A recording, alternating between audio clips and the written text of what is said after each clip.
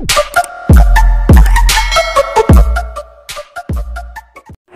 mga master! Welcome back again to our channel. Panibagong araw, panibagong kabanata na naman ang pagsumasumay natin ngayong araw na ito. At kung bago ka sa ating channel, pag-click ang subscribe button and hit the notification bell para updated kayo sa ating mga susunod na videos. So mga master, bago natin simulan ang ating kabanata ngayong araw na ito, huwag po sana natin skip yung ads mga master, no, dahil malaking bagay na po yan sa ating munting channel. So simulan na natin kabanata ngayong araw na ito. Let's go! Kabanata 2696-2720. Kabanata 2676. Umiling si Walgones. Sa kasalukuyan, wala siyang ideya kung sino ang taong nakatago sa mga anino. Kinain ba niya ang banal na bagay ng sea-race at nalampasan niya ang kanyang lifespan limit o nagawa ba niya ito sa pamamagitan lamang ng cultivation? Ang tanging alam ni Walgones ay ang taong iyon ay nagtataglay ng napakalaking kapangyarihan. Tara na at tingnan natin. Tumingin si James sa City Lord's Mansion at sinabi, tiyak na pinagmamasdan tayo ng taong ito mula sa anino. Dahil saglit lang siyang nagpakita para harangin ang aming dinadaanan, tiyak na may isang bagay dito na ayaw niyang makita natin. Ma'am, tumanggaw si Walgones at sinabing, mag-ingat ka. Ang taong ito ay hindi kapani-paniwalang malakas. Kahit siguro hindi ako kapareha sa kanya. Ngumiti si James at sinabing, wala akong dapat ipag-alala kung nasa tabi kita. Naniniwala si James na ang lahat ay hindi kasing simple ng tila. Ang lakas ni Walgones ay dapat na mas malaki pa kaysa sa Sage Ranks 36th stage. Nagbabala si Walanus, sa anumang kaso, hindi natin dapat pababayaan ang ating pagbabantay. Nakuha ko. Umalis na tayo. Magkatabing naglakad ang dalawa at muling pumasok sa City Lord's Mansion. Malaki ang mansyon, at buo ang gusali. Gayunpaman, wala ni isang kaluluwa ang makikita. Pagdating nila sa patio ng mansyon, naramdaman ni Walgones ang isang nakakatakot na kapangyarihan. Mag-ingat ka, nararamdaman ko ang isang pambihirang kapangyarihan. Nagbabala siya. Naramdaman din ni James ang kapangyarihan. Ang kapangyarihan ay parehong napakalaki at masamang hangarin. Habang papalapit sila sa looban, ang amoy ng dugo ay tumatagos sa hangin. Dahan-dahan silang pumasok, swoosh. Sa sandaling iyon, isang figure ang bumaba mula sa langit at hamarang sa kanilang dinadaanan. Tumayo ang tao sa harap ni na James at Walgones. Nakasuot siya ng itim na damit na gutay-gutay, at may naipon na alikabok sa ibabaw ng kanyang balat. Magulo ang kanyang buhok, at hindi matukoy ang kanyang hitsura. Gayunpaman, ang kanyang mga mata ay namumula sa dugo, at kumislap ang mga ito na may bahagyang pulang kinang. Malakas at malevolent ang aura ng tao.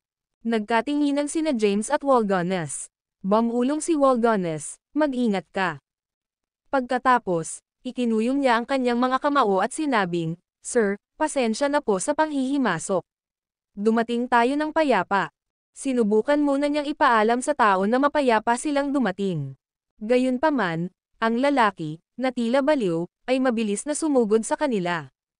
Dahil alam ni James na wala siyang pagkakataon laban sa lalaki, nagmamadali siyang umatras sa likuran. Samantala, humakbang pasulong si Walgones at hinarang ang kanyang pag-atake. Habang nagsasalpukan ang kanilang mga kamao, isang malakas na alon ng labanan ang gamutay sa hangin. Sa ilalim ng normal na mga pangyayari, ang naturang battle wave ay magagawang pawiin ang mansyon na ito o maging ang buong lungsod. Gayunpaman, ang alon ng labanan ay nawala ng walang bakas, na tila hinigop ng isang mahiwagang puwersa. Matindi ang labanan. Hindi nang ahas na lumapit si James at nagmamadaling umatras mula sa lungsod. Habang sina Walgones at ang lalaki ay nakikibahagi sa isang matinding labanan sa himpapawid, na gumaganap ng lahat ng uri ng mga pamamaraan ng paglilinang, si James ay nagmamasid mula sa malayo. Ang lalaki ay kumislap ng isang itim na glow, at ang mga sigil ay patuloy na nagmumula sa kanyang mga kamay. Parami ng parami ang mga mahiwagang karakter ang naganap, at naglalaman sila ng kakaibang kapangyarihan. Sumpa ang magic, bulalas ni James, novel drama. Minsan ay nakatagpo siya ng curse magic sa sinaunang realm. Gayunpaman, ang curse magic na ginawa ng Fangs of the Demon Race ay elementarya lamang. Samantala, Ang curse magic na ginawa ng lalaki ay nakakatakot at naglalaman ng mapangwasak na kapangyarihan. Bagaman ang lungsod ay hindi nasaktan, ang lugar sa labas ay ganap na nawala.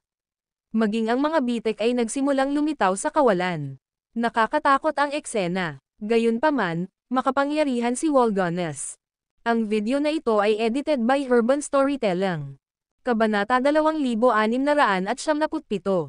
Sa proteksyon ng isang gintong liwanag, siya ay nakikibahagi sa isang matinding labanan laban sa lalaki. Mula sa malayo, natano ni James ang labanan. Hindi nagtagal, natalo si Wolgones. Siya ay pinalipad mula sa lungsod at bumagsak ng husto sa lupa. Mabuti na lang at hindi siya hinabol ng lalaki. Nang makita ito, nagmamadaling pumunta si James sa tabi ni Wolgones. Sa oras na dumating siya, nakaupo na si Wolgones sa isang lotus position sa lupa. May mga bakas ng dugo sa kanyang labi, at mapatla ang kanyang mukha. "Ayos ka lang ba?" tanong ni James. Nakasuot ng malungkot na ekspresyon, sinabi ni Wolgones, siya ay napakalakas. Walang paraan na isa siyang cultivator sa unang yugto ng divine rank. Baka nakarating na siya sa peak. Tinatanong ko kung okay ka lang. Minor injuries lang ang natamo ko. Dapat okay na ako pagkatapos ng ilang pahinga. Nasugatan si Wolgones. Gayunpaman, ang kanyang mga pinsala ay maliit, at kailangan lamang niya ng kaunting pahinga. Naghintay si James sa tabi niya. Kasabay nito, habang nakatingin siya sa lungsod sa malayo, siya ay naguguluhan. Wala ni isang buhay na nilalang ang nakikita sa lugar na ito. Paano magkakaroon ng nakakatakot na kalaban doon? Nakaharang ang kanilang dinadaanan nang makapasok sila sa looban ng mansyon. Anong meron doon? Hindi mo ari ni James. Pinagaling ni Wolgones ang kanyang mga sugat, novel drama. Makalipas ang 3 araw, naging matatag ang kanyang kalagayan. Habang dahan-dahan siyang tumayo, huminga siya ng malalim at sinabing, nakakatakot na curse magic. Kung hindi, hindi siya magkakaroon ng pagkakataon laban sa akin. Sinabi ni James, ang curse magic ay nakatago sa loob ng mga hangganan ng sangria. Baka may nagbukas ng sikreto ng sangria at kinuha ang curse magic. Umiling si Wolgones at sinabing, hindi dapat ganoon. Kung ang curse magic ay kinuha, ang sangria's curse ay dapat na tinanggal, at ang lifespan limit sa planetang ito ay dapat na nawala. Gayunpaman, hindi iyon ang kaso. Naguguluhan, nagtanong si James, kung ganoon, saan niya natutunan ang curse magic. Nawala si Wolgones sa pagmumuni-muni. Pagkaraan ng ilang oras, bumigkas siya ng ilang salita, in Imperial Jade Seal. Nang marinig ito, nagtanong si James, sinasabi mo ba na nakuha ng taong ito ang Imperial Jade Seal ng Sangria, saang curse magic na itala? Tumango si Wolgones, isang malamang na inaasam-asam. Dahil ang Crep Myrtle Divine Sword ay may record ng swordsmanship ng Ancestral Sword Master, hindi na ako nagtataka kung may curse magic sa Imperial Jade Seal. Pagkasabi niya nun, tumingin siya kay James. Ipakita ang alas sa iyong mangas, James, at ipatawag ang makapangyarihang figure sa iyong celestial abode. Napakalakas ng kalaban namin, at hindi ako kalaban niya. Hindi sinasadya ni James na tawagan si Sophie para humingi ng tulong. Gayunpaman, dahil nakita siya ni Wolgones at nalaman ang celestial abode at ang pagkakaroon ni Sophie, hindi na kailangang ilihim pa ito. Kaya naman, nakipag-ugnayan siya kay Sophie sa celestial abode. Sophie, agad namang sumagot si Sophie. Nandito na ako. Pinagmamasdan kong mabuti ang sitwasyon sa buong panahon. Kaagad pagkatapos, isang puting liwanag ang kumislap mula sa singsing sa daliri ni James at dumapo sa lupa, tumambad ang isang babaeng nakasuot ng puting gown. Sumulyap si Wolgones kay Sophie, at sumilay ang isang pilyong ngiti sa kanyang mukha. Long time no see, princess. Napatingin si Sophie kay Wolgones. Dahil alam na niya ang pagkakaroon nito, hindi na siya nagulat. Sa halip, mahinahon niyang sinabi, hindi ko akalain na makakaligtas ka sa Armageddon. Nakaligtas ka, bakit hindi ko gagawin? Ang video na ito ay edited by Urban Storytelling. Kabanata 2678. Agad silang nakipagdialog sa sandaling magkita sila. Sa usapan nila, parang magkakilala sila. Naguguluhan si James. Alam niya na si Sophie ay nagmula sa Ancient Heavenly Court Age, at ang kanyang ama ay ang Diyos ng digmaan ng Ancient Heavenly Court. Paano siya makikilala? Waldones. Maaaring si Waldones ay mula rin sa Ancient Heavenly Court. Nagtataka siyang tumingin sa dalawa. Ngumiti si Sophie at sinabing, hindi Waldones Jackson ang pangalan niya. Siya ang orihinal na tinawag. Hilarious Yahir, ang anak ng Jade Emperor sa sinaunang edad ng langit na hukuman. Pinangalanan siyang prinsipe, at siya ay isang kababalaghan sa kanyang panahon. Nakangiting ipinaliwanag ni Sophie ang background ni Waldones, novel drama. Samantalang si Waldones naman ay napangiti na lamang. Yun ang nakaraan. Wala na si Hilarious Yahir. Ngayon, ako si Waldones Jackson. Napatingin si James kay Waldones. Hindi niya akalain na si Waldones ay magiging anak ng Jade Emperor ng Ancient Heavenly Court Age na nagtataglay ng bloodline ng isang Grand Emperor. Paano ka nakaligtas? Tanong ni Sophie. Sinabi ni Waldones, bago dumating ang Armageddon, tinatakan ako ng aking ama ng maaga. Kakagising ko lang mula sa pagkakahimbing ko. Sa anumang kaso, huwag na nating isipin ang nakaraan. Dapat tayong pumasok sa lungsod, supilan ang tao na nagsasagawa ng curse magic, at kinuha ang Imperial Jade Seal. Kahit na si Sophie ay nasa Celestial Abode, alam na alam niya kung ano naranasan ni James. Mahinahon niyang sinabi, sige, papasok tayo sa lungsod. Pumasok ang tatlo sa lungsod at nakarating sa City Lord's Mansion. Agad namang lumitaw ang lalaki. Gayunpaman, ginawa siya ni Sophie na kumilos at pinasuko ang lalaki sa isang galaw, tinatakan ang kanyang cultivation base at pinipigilan siyang lumipat. Arg! Ungol! Matapos mabuklod ang cultivation base ng lalaki, siya ay umungal at sumigaw ng walang tigil. Sinulyapan siya ni Sophie at sinabing, kahit na nililinang niya ang curse magic, hindi niya makontrol ang masamang kapangyarihan sa loob. Dahil dito, nakaranas siya ng energy deviation at nawala ang kanyang katinuan. Nabaliw na siya. Ano? Natigilan sina James at Waldones. Talaga. Sinabi ni Sophie, ang masamang kapangyarihan ng curse magic ay sumalakay na sa kanyang utak at sinira ang neural network ng kanyang utak. Anuman, siya ay napaka-impressive. Sa isinumpang mundong ito kung saan limitado ang haba ng buhay ng lahat ng nabubuhay na nilalang, nagawa niyang labanan ang sumpa, makamit ang consolidation, at tumawid sa banal na ranggo sa pamamagitan ng paglinang ng curse magic. Napatingin si James sa lalaking nakaitim na roba. Magulo ang kanyang buhok, pula ang kanyang mga mata, at ang kanyang katawan ay patuloy na naglalabas ng madilim na aura na kumakalat sa paligid. Sigaw at hiyawan. Walang tigil, parang nakakaawa siya. Sa sandaling iyon, nakaramdam ng simpatiya sa lalaki, nagtanong si James, maliligtas ba siya? Sabi ni Sophie, gagaling siya kapag naalis na ang kapangyarihan ng sumpa sa loob ng kanyang katawan. Tumingin si James sa kanya at sinabing, pakiusap, iligtas mo siya, Sophie. Umiling si Sophie at sinabing, naabot na niya ang divine rank, at ang kapangyarihan ng sumpa sa loob ng kanyang katawan ay napakalaki. Ako, na hindi pa nakakarating sa Grand Emperor rank, ay ayaw kong mahawa ng nakakatakot na curse magic. Ikaw, sa kabilang banda, maaari mong subukan ito. Ako. Ang video na ito ay edited by Urban Storytelling. Kabanata 2679. Natigilan si James, novel drama. Oo. Tumango si Sophie at sinabing, ang iyong katawan ay binago ng natal demonic lotus ng isang Grand Emperor. Bukod doon, ang Grand Emperor ng Hadin Clansa. Ang Primordial Age, si Jacob Manakam, ay nagsasagawa ng hindi kumpletong curse magic. Bilang ang demonic energy sa loob ng katawan mo ay pareho ang pinanggalingan ng kapangyarihan ng sumpa, dapat matanggal mo ang sumpa sa katawan niya. Hindi lamang iyon, ngunit maaari mo ring makuha ang sumpa at i-evolve ang demonic lotus sa iyong katawan. Nang marinig ito, tumango si James at sinabing, "Till try." Pagkasabi niya nun, naglakad siya palapit sa lalaki. Nakatayo sa harapan niya, naramdaman niya ang masamang aura na nagmumula sa katawan ng lalaki, na napakalaki. Ang dahilan kung bakit ang barren wasteland ay nagpalabas ng masamang enerhiya at walang buhay at kung bakit walang buhay na nilalang ang ng ahas na lumapit sa lugar ay dahil sa kapangyarihan ng sumpa sa kanyang katawan.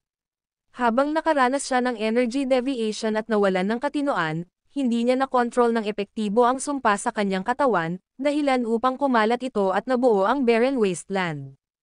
Huminga ng malalim si James bago itinaas ang kamay para hawakan ang braso ng lalaki. Sa sandaling iyon, kumalat ang masamang kapangyarihan ng sumpa sa buong katawan niya. Sa isang iglap, nabalot siya ng kapangyarihan ng sumpa. Gayunpaman, dahil ang sumpa ay may parehong pinagmulan tulad ng demonic energy sa kanyang katawan, hindi siya nasaktan. Sa katunayan, ginawa nitong mas aktibo ang kanyang laman at dugo.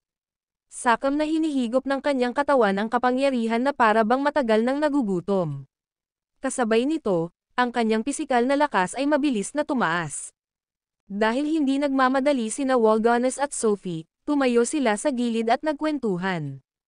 Sa pagtingin kay James, na sumisipsip ng kapangyarihan ng sumpa, nainggit si Walgones, dapat kong sabihin na siya ay may napakalaking swerte. Nagagawa niyang makakuha ng Providence anumang oras at saan mang lugar. Sa lalong madaling panahon, ang kanyang pisikal na lakas ay tataas pa. Tumango si Sophie at sinabing, talaga. Nag-chit-chat ang dalawa. Samantala, unti-unting tumaas ang pisikal na lakas ni James na hindi niya namalayan. Hindi nagtagal, nakamit niya ang isang pambihirang tagumpay, na naabot ang ika-6 na yugto ng Sage Rank. Pagkatapos, naabot niya ang isang bottleneck, at ang kanyang lakas ay hindi na madagdagan pa. Pagkatapos, ang demonic lotus sa kanyang katawan ay nagsimulang matako na sumipsap ng sumpa ng lalaki. Tumagal ito ng 3 buwan. Sa paglipas ng 3 buwan, hinigop ng demonic lotus sa katawan ni James ang sumpa ng lalaki. Hindi lang iyon, unti-unti na ring hinihigop ang kapangyarihan ng sumpa sa paligid. Walang ideya si James kung gaano kalakas ang demonic lotus sa kanyang katawan. Ang alam niya lang ay nagtataglay ito ng mapangwasak na kapangyarihan. Nang tuluyang masipsap ang sumpa ng lalaki, bumagsak ito sa lupa. Unti-unting bumalik sa normal ang mapupulang dugo niyang mga mata. Habang sinusulyapan niya si James at ang iba pa, nagsalita siya sa mahinang boses, "Thank you for returning me to normal." Lumapit si Sophie sa kanya at binitawan ang selyo nito. Tapos, tumayo siya. Tumingin sa kanya si James at nagtanong, "Anong nangyari? Paano mo nakuha ang curse magic?" Nahulog sa malalim na pag-iisip ang lalaki.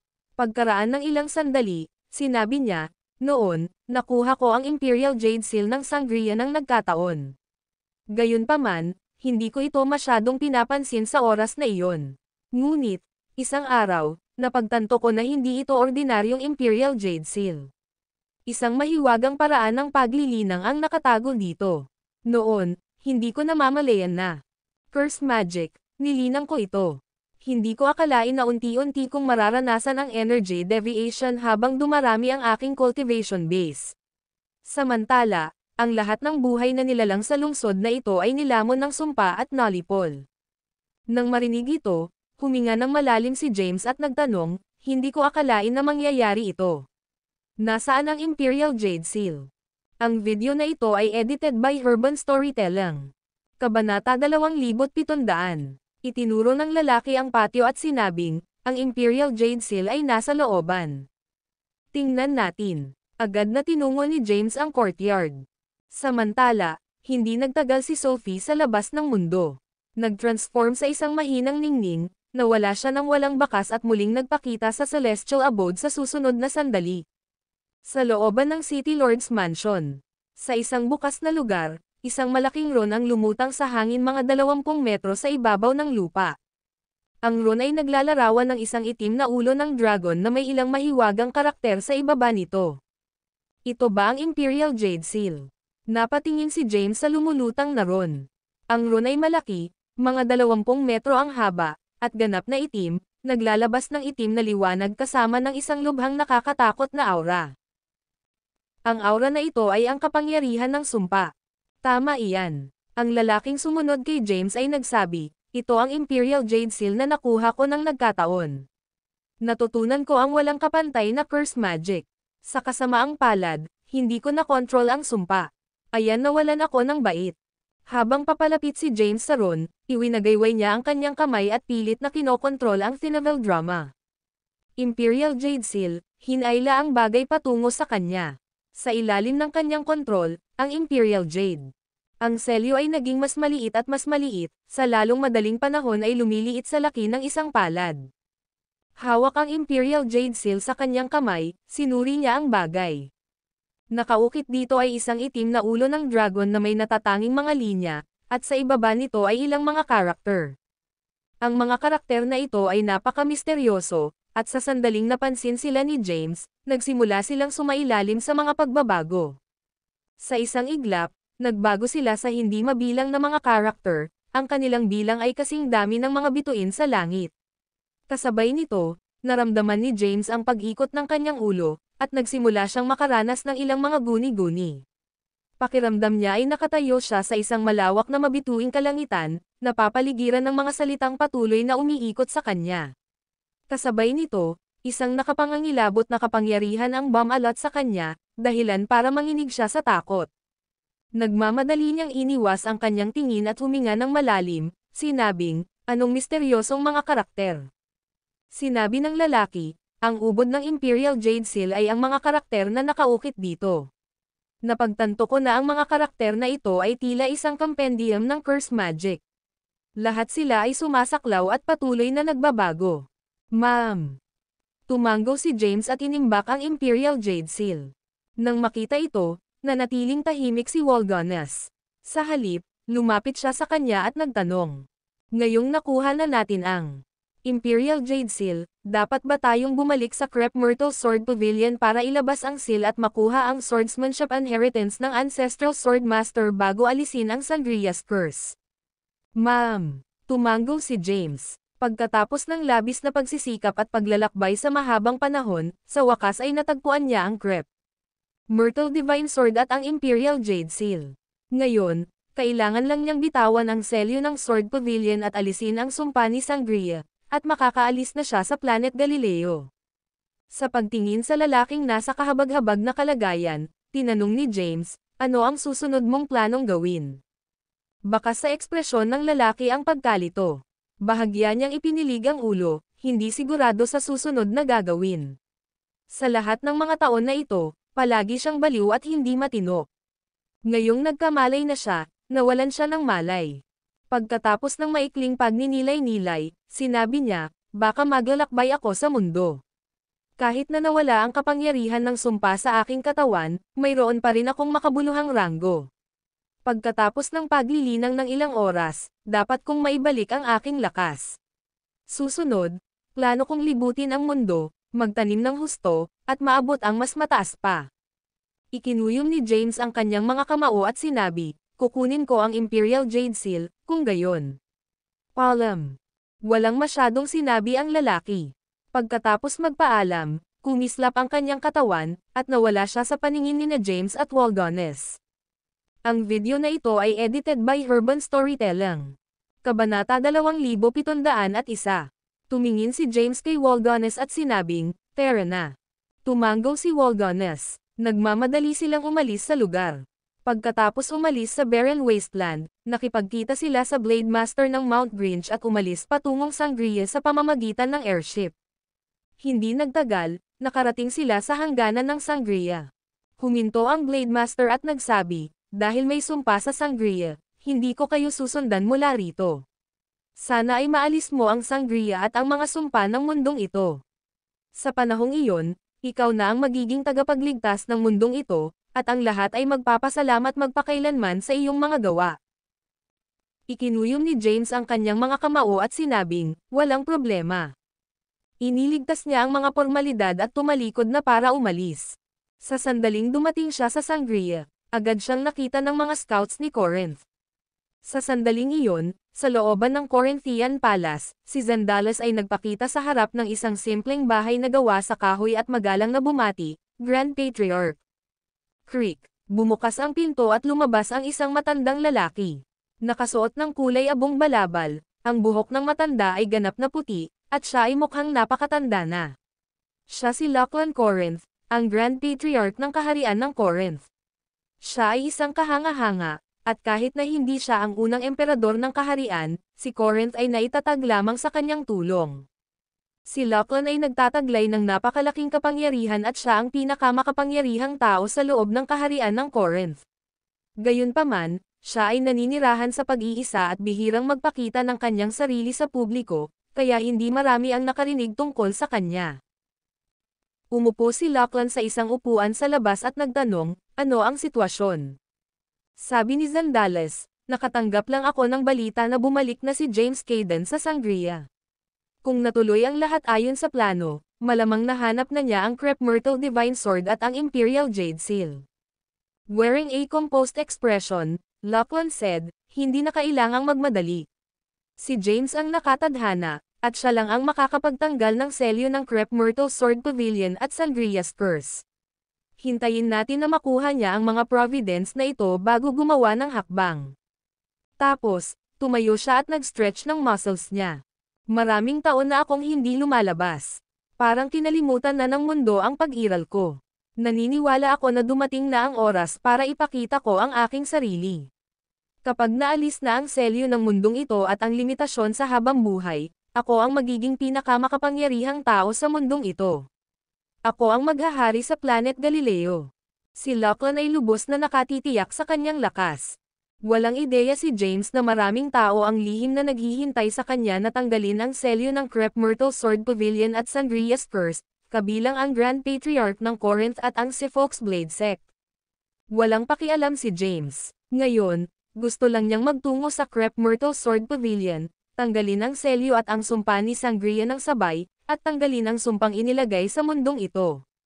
Ginawa niya ito hindi para makakuha ng providence. Sa halip, gusto niyang umalis sa Planet Galileo sa lalong madaling panahon dahil malapit nang dumating ang ikatlong kalamidad. Kinailangan niyang bumalik sa Earth upang pangunahan ang mga tao sa pagtagumpayan ng ikatlong kalamidad bago ito dumating, novel drama. Ang ikatlong kalamidad ay magiging isang sumpa na kalamidad. Iniisip ni James kung ano ang mangyayari. Ang video na ito ay edited by Urban Storytelling. Kabanata 2702. Ang mundo ay makakaranas ng 4 na kalamidad. Ang unang kalamidad ay nilipol ang maraming ordinaryong tao ngunit walang epekto sa mga magsasaka. Ang ikalawang kalamidad, na itinuring na apocalypse, ay nalutas ni James. Gayunpaman, hindi naalis ni James ang mga selyo sa loob ng katawan ng sangkatauhan. Upang makamit ang isang pambihirang tagumpay, kailangan ng mga tao na basagin ang mga selyo. Magagawa lamang ito sa pamamagitan ng pag-abot sa tuktok ng bawat ranggo. Samantala, kakaunti lamang ang mga tao na maaaring makamit ang gayong gawain. Ang ikatlong kalamidad ay magiging isang sumpa na kalamidad. Bagaman walang ideya si James kung ano ang magiging curse calamity, naiisip niya na ito ay magiging mas nakakatakot kaysa sa mga nauna. Pagkatapos bumalik sa Sangria, si James, at Walgones ay nagmamadaling pumunta sa Crepe Myrtle Sword Pavilion. Dumating sila sa loob lamang ng ilang maikling araw. Sa pangunahing bulwagan ng pangunahing tuktok ng Sword Pav Island, nagtanong si James, dala ko ang Crepe Myrtle Divine Sword dito.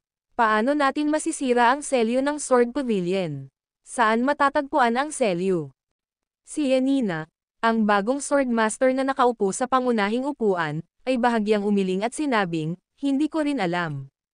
Marahil ang dating master ng sword lang ang nakakaalam. Gayunpaman, matagal nang umalis si Swordmaster Zande at Empress Shiana. Wala kaming ideya kung nasaan sila ngayon. Nagmamadaling humakbang si Walgones at sinabing, bakit nagmamadali? Dapat nating hintayin na bumalik sila. Sa tingin ko iyon lang ang paraan. Tumango si James. Pagkatapos, nagpahinga na siya. Sinulyapan ni Walgones si Yanina at nagtanong, nasa piitan pa ba sila? Tumango si Yanina at sinabing, oo. Hindi nagtagal si Walgones at agad na umalis sa main peak. Pagkatapos, tumungo siya sa bundok kung saan dating nakabase si Yanina at pumasok sa piitan. Inipon niya sina Zande at Shiana, na nakaupo sa isang lotus position sa lupa. Sinulyapan ni Zande si Walgones at malamig na nagtanong, may problema ba? Nakangiting sabi ni Walanos, nahanap namin ni James ang Crepe Myrtle Divine Sword at ang Imperial Jade Seal. Ano? Sabay nilang bulalas. Hindi makapaniwalang tinitigan ni Shiana si Walgones at nagtanong, sinasabi mo ba na nahanap mo na ang Crepe Myrtle Divine Sword at ang Imperial Jade Seal? Oo. Tumango si Walgones at sinabing, nahanap na namin sila. Gayunpaman, Wala kaming ideya kung paano ilalabas ang selyo ng Crep Myrtle Sword Pavilion o kung paano basagin ang sumpa ni Sangria. Palalayain kita sa pagkakakulong. Gayunpaman, bawal kang magdaldal, naiintindihan ba iyon? Kung magtatanong si James, sabihin lang sa kanya na hinanap mo ang Crep Myrtle Divine Sword at ang Imperial Jade Seal. Sabihin ang anumang hindi kailangan at alam mo ang kahihinatnan. Dumilim ang mukha ni Waldones sa pagbabante niya sa dalawa. Tumanggo si Shiana at sinabing, huwag kang mag-alala, hindi ko sasabihin kahit isang kaluluwa. Pagkatapos maalis ang sumpa ni Sangria, aalis ako sa Sangria at maglalakbay sa mundo. Sinabi rin ni Zandy, pagod na akong bantayan ang Crep Myrtle Sword Pavilion sa loob ng maraming taon. Ngayong may pumalit sa aking posisyon, gagamitin ko ang pagkakataong ito para magpahinga at maglakbay sa mundo kasama si Shiana. Nang marinig ito, inilabas ni Waldones ang kanilang mga selyo. Sundan mo ako. Pagkatapos niyang magsalita ay tumalikod na siya para umalis. Nagkatinginan ang dalawa. Nang walang pagbigkas ng isang salita, nagmamadali silang sumunod kay Waldones. Pagkabalik sa kanyang tirahan, kinuha ni James ang Crep Myrtle Divine Sword at ang Imperial Jade Seal, inilagay ang mga ito sa mesa, at sinuri ang mga ito. Maya-maya, may kumatok sa pinto, at pumasok si Waldones pagkatapos, novel drama. Anong tinitingin-tingin mo? Lumingon si James at tumingin kay Waldones, sinabing, iniimbestigahan ko ang Crep Myrtle Divine Sword at ang Imperial Jade Seal. Umupo si Waldones sa tabi niya at sinabing, James, gumawa ako ng malaking kontribusyon sa paghahanap para sa Imperial Jade Seal at sa Crep Myrtle Divine Sword, kaya hindi ako papayag na kunin mo ang lahat. Dapat bigyan ang bawat isa sa atin ng isa sa mga item. Bibigyan kita ng pribilehiyong gumawa ng unang pagpipilian. Nang marinig ito, napatingin si James kay Waldones. Sa totoo lang, wala siyang planong itago ang dalawang bagay na ito para sa kanyang sarili. Ang video na ito ay edited by Urban Storytelling. Kabanata 2703. Binalak niyang ibalik ang Crep Myrtle Divine Sword at ang Imperial Jade Seal sa Crep Myrtle Sword Pavilion at Sangria pagkatapos tanggalin ang parehong selyo at ang sumpa. Gayunpaman, walang ideya si Waldones kung ano ang nasa isip niya. Don't tell me na plano mong kunin sila para sa sarili mo, James. Ang Crep Myrtle Divine Sword ay isang ancestral god weapon na walang kapantay kahit nasa Primordial Age, lalo pa ang Contemporary Age. Sa pamamagitan ng pagkakaroon ng sandata, ang paglalakbay sa paglilinang ay magiging madali. Samantala, ang Imperial Jade Seal ay malapit na konektado sa Curse Magic. Ang kapangyarihan nito ay maihahambing sa isang ancestral god weapon. Binibigyan kita ngayon ng pribilehiyong pumili ng isa para sa iyong sarili. Tumingin si Waldones kay James. Gayunpaman, si James ay tila nangangarap ng gising, ayaw magdesisyon. Sa pag-aakalang gusto ni James ang lahat para sa kanyang sarili, ngumiti si Waldones at sinabing, seryoso ka bang nais na makuha ang lahat para sa iyong sarili? Sinabi ni James, ang Crep Myrtle Divine Sword ay kabilang sa Crep Myrtle Sword Pavilion, habang ang Imperial Jade Seal ay kay Sangria. Hinihiram ko lang ang mga bagay na ito sa ngayon. Kapag naayos na ang lahat, ibabalik ko sila sa kani-kanilang mga may-ari. Hindi ako kukuha kahit isa sa kanila. Alam ni James na ang mga kayamanang ito ay bihira, at ang bawat isa sa kanila ay lilikha ng kaguluhan sa labas ng mundo, na mapipilit ang marami na agawin ang mga ito para sa kanilang sarili. Gayunpaman, para sa kanya, ang patuloy na pagbuo ng kanyang sariling lakas ay isang mas tiyak na paraan kaysa sa pagkakaroon ng isang kayamanan. Sa sandaling tumaas ang kanyang lakas, kahit isang ordinaryong bakal na espada ay magdudulot ng malaking pinsala, novel drama. Nang marinig ito, saglit na natigilan si Waldones bago ngumiti ng nakangiti, akala ko ba gusto mo ang dalawa para sa iyong sarili? Dahil gusto mong ibalik sila, wala akong karapatang hilingin sa kanila. Kung ganoon, pag-uusapan pa natin kapag naayos na ang lahat. Ma'am, tumanggol si James. Pagkatapos, inalis niya ang Imperial Jade Seal at ang Crep Myrtle Divine Sword. Hindi nagtagal si Waldones at tumalikod na para umalis. Pagkalabas ng silid ay nabura ang ngiti sa kanyang mukha, at nagdilim ang kanyang ekspresyon. Hindi siya susuko dahil lang sa ayaw ni James na angkinan ang mga kayamanan. Gayunpaman, Hindi ngayon ang oras para sakupin sila at wakasan ang buhay ni James. Kinailangan niyang matiyagang maghintay para malutas ang lahat. Pagkatapos ay nanatili si James sa Crep Myrtle Sword Pavilion. Gayunpaman, sa susunod na araw, habang siya ay nagmumuni-muni habang nakaupo sa isang lotus na posisyon sa lupa, may kumatok sa pinto. Huminto si James at sinagot ito. Si Walganes ay nakatayo sa labas. Anong mali? Tanong ni James. Sinabi ni Walganes, nagbalik sina Xande at Shiana. Oh, tuwang-tuwa, nagtanong si James, nasaan sila? Nasa foyer. Mabuti, umalis na tayo. Nagmamadaling lumabas si James sa kanyang silid at sinundan si Walganes sa main hall ng main peak. Pagdating niya sa main hall, napansin niya si Xande Haley, ang dating sword master ng Sword Pavilion, at si Empress Shiana. James. Nang makita ni Shiana si James, nagtanong si Shiana, nahanap mo na ba ang Crep Myrtle Divine Sword at ang Imperial Jade Seal? Oo, tumanggo si James. Sabi ni Xande, bilasan mo, tingnan natin. Ang video na ito ay edited by Urban Storytelling. Kabanata 2704. Ang Crep Myrtle Divine Sword at ang Imperial Jade Seal ay matagal nang nawala. Sa loob ng mahabang panahon, ang Crep Myrtle Sword Pavilion at Sangria ay hindi kailanman sumuko sa paghahanap sa kanila. Gayunpaman, sa kabila ng mahabang paglipas ng panahon, hindi nila mahanap ang kanilang kinaroroonan. Gayunpaman, pagkatapos dumating si James sa Sangria at naging ang Emperor sa maikling panahon, nagawa niyang mahanap ang Divine Sword at ang Imperial Jade Seal, isang gawang Xande at Shiana na mahirap paniwalaan. Sa ilalim ng kanilang naghihintay na mga titig, kinuha ni James ang Crep Myrtle Divine Sword at basta-basta itong inihagis kay Xande. Pagkatapos, kinuha niya ang Imperial Jade Seal at inihagis kay Shiana. Ito ba ang mga tamang item? Habang sinusuri ni Xande ang Crep Myrtle Divine Sword, inilagay din niya ang Sage Energy sa espada. Sa sandaling iyon, ang espada ay naglabas ng nakasisilaw na lilang liwanag, at isang napakalaking kapangyarihan ang nagising. Oo, ito ang Crep Myrtle Divine Sword ng Sword Pavilion na matagal nang nawala. Bulalas niya. Hinawakan ni Shiana ang Imperial Jade Seal sa kanyang kamay. Kahit na hindi pa niya nakita ang Imperial Jade Seal, mayroon siyang mga paraan upang matukoy ang pagiging tunay nito.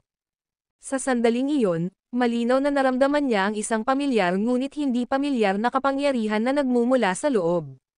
Pamilyar ang kapangyarihan dahil pareho itong pinanggalingan ng kapangyarihang nilinang niya.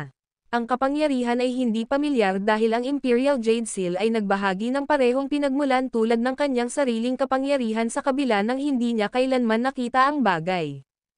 Ito ang tunay na pakikitungo. Tumanggo si Shiana at sinabi, ito ang Imperial Jade Seal ng Sangria na matagal nang nawala. Lumapit si Walganes at sinabing, dahil natukoy na ang kanilang pagiging tunay, dapat tayong magsimula sa Crep Myrtle Sword Pavilion. Swordmaster Xande, bilang dating Swordmaster ng Sword Pavilion, dapat alam mo kung paano i-release ang seal. Ma'am, tumanggo si Xande. Pagkatapos, sinulyapan niya si James bago ibinalik sa kanya ang Divine Sword. Kinuha ni James ang espada.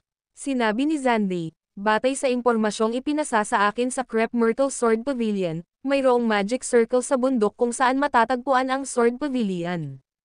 Ang Crep Myrtle Divine Sword ang susi sa pagbubukas ng magic circle. Gayunpaman, walang sino man ang maaaring magbukas ng magic circle. Bukod sa Divine Sword, may iba pa tayong kailangan. Nagtanong si Walganes, ano pa ang kailangan natin? Sagot ni Xande, noon, sabi ko ang nakatadhana lang ang makakapagbukas ng magic circle. Hindi lang iyon, ngunit ang nakatadhana ay dapat magkaroon ng sword body, at dapat mayroong sword energy na naiwan ng ancestral sword master sa kanyang katawan. Ang mga hakbang upang buksan ang magic circle ay simple. Hawak ang divine sword sa iyong kamay, kailangan mong tumayo sa pinakamataas na punto ng pangunahing tuktok ng sword pavilion at gawing catalyze ang divine sword at ang sword energy sa loob ng iyong katawan, at sa gayon ay pinapayagan ang sword energy na tumagos sa buong sword pavilion. Pagkatapos, gamit ang kapangyarihan ng Divine Sword, kailangan mong piliting i-catalyze ang Magic Circle at buksan ito, novel drama. Inilarawan ni Xande ang paraan upang buksan ang Magic Circle at alisin ang selyo. Nang marinig ito, sumulyap si Walganes kay James at sinabing, "Para saan ka nakatayo dyan, James? Magmadali at subukan ang mga bagay-bagay." "Sige, susubukan ko," tumango si James. Pagkatapos, hawak ang Divine Sword sa kamay, umalis siya sa pangunahing bulwagan at tumungo sa pinakamataas na punto ng pangunahing tuktok. Samantala, ang iba naman ay nakasunod sa likuran. Hindi nagtagal, nakarating sila sa pinakamataas na punto ng pangunahing tuktok. Nakatayo sa lugar na ito, makikita nila ang maraming maringal na taluktok ng Sword Pavilion. Ang mga taluktok na ito ay maringal, kahanga-hanga, at napapalibutan ng puting ambon, nakahawig ng isang fairyland. Hawak ang Divine Sword sa kanyang kamay, ginamit ni James ang Sword Energy sa loob ng kanyang katawan at nakatulize ang Divine Sword. Sa isang iglap, sumilaw ito ng husto. Ang mga mahiwagang karakter ay nakasulat sa espada. Tila nabuhay sila, humiwalay sa espada at dahan-daang lumilipad patungo sa walang laman na hangin sa kanilang paligid bago nawala sa kawalan. Si Walganes, Xandri, Yanina, Shiana, at ang iba pa ay tahimik na nanonood mula sa malayo. Ang video na ito ay edited by Urban Storytelling. Kabanata 2705. Pagkatapos, nakatulize ni James ang Yogacara Sword Energy sa loob ng kanyang katawan.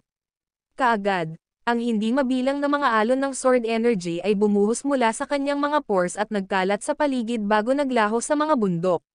Sa sandaling iyon, ang buong Sword Pavilion ay yumanig, at ang ilang mga bundok ay nagsimulang gumalaw at sumailalim sa mga pagbabago.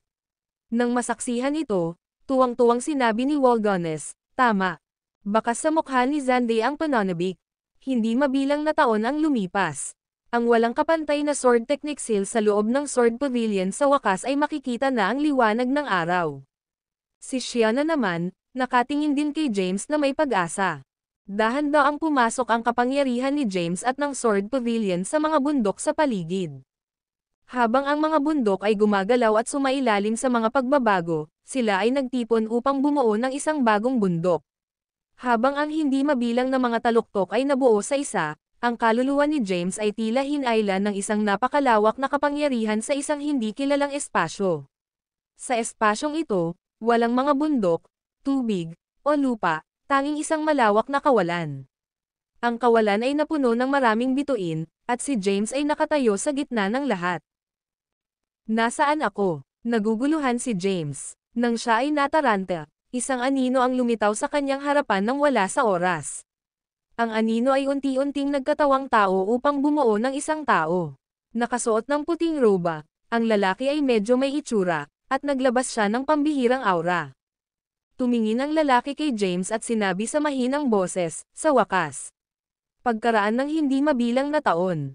"Kay ikaw si." Nagtataka namang tumingin si James sa lalaki.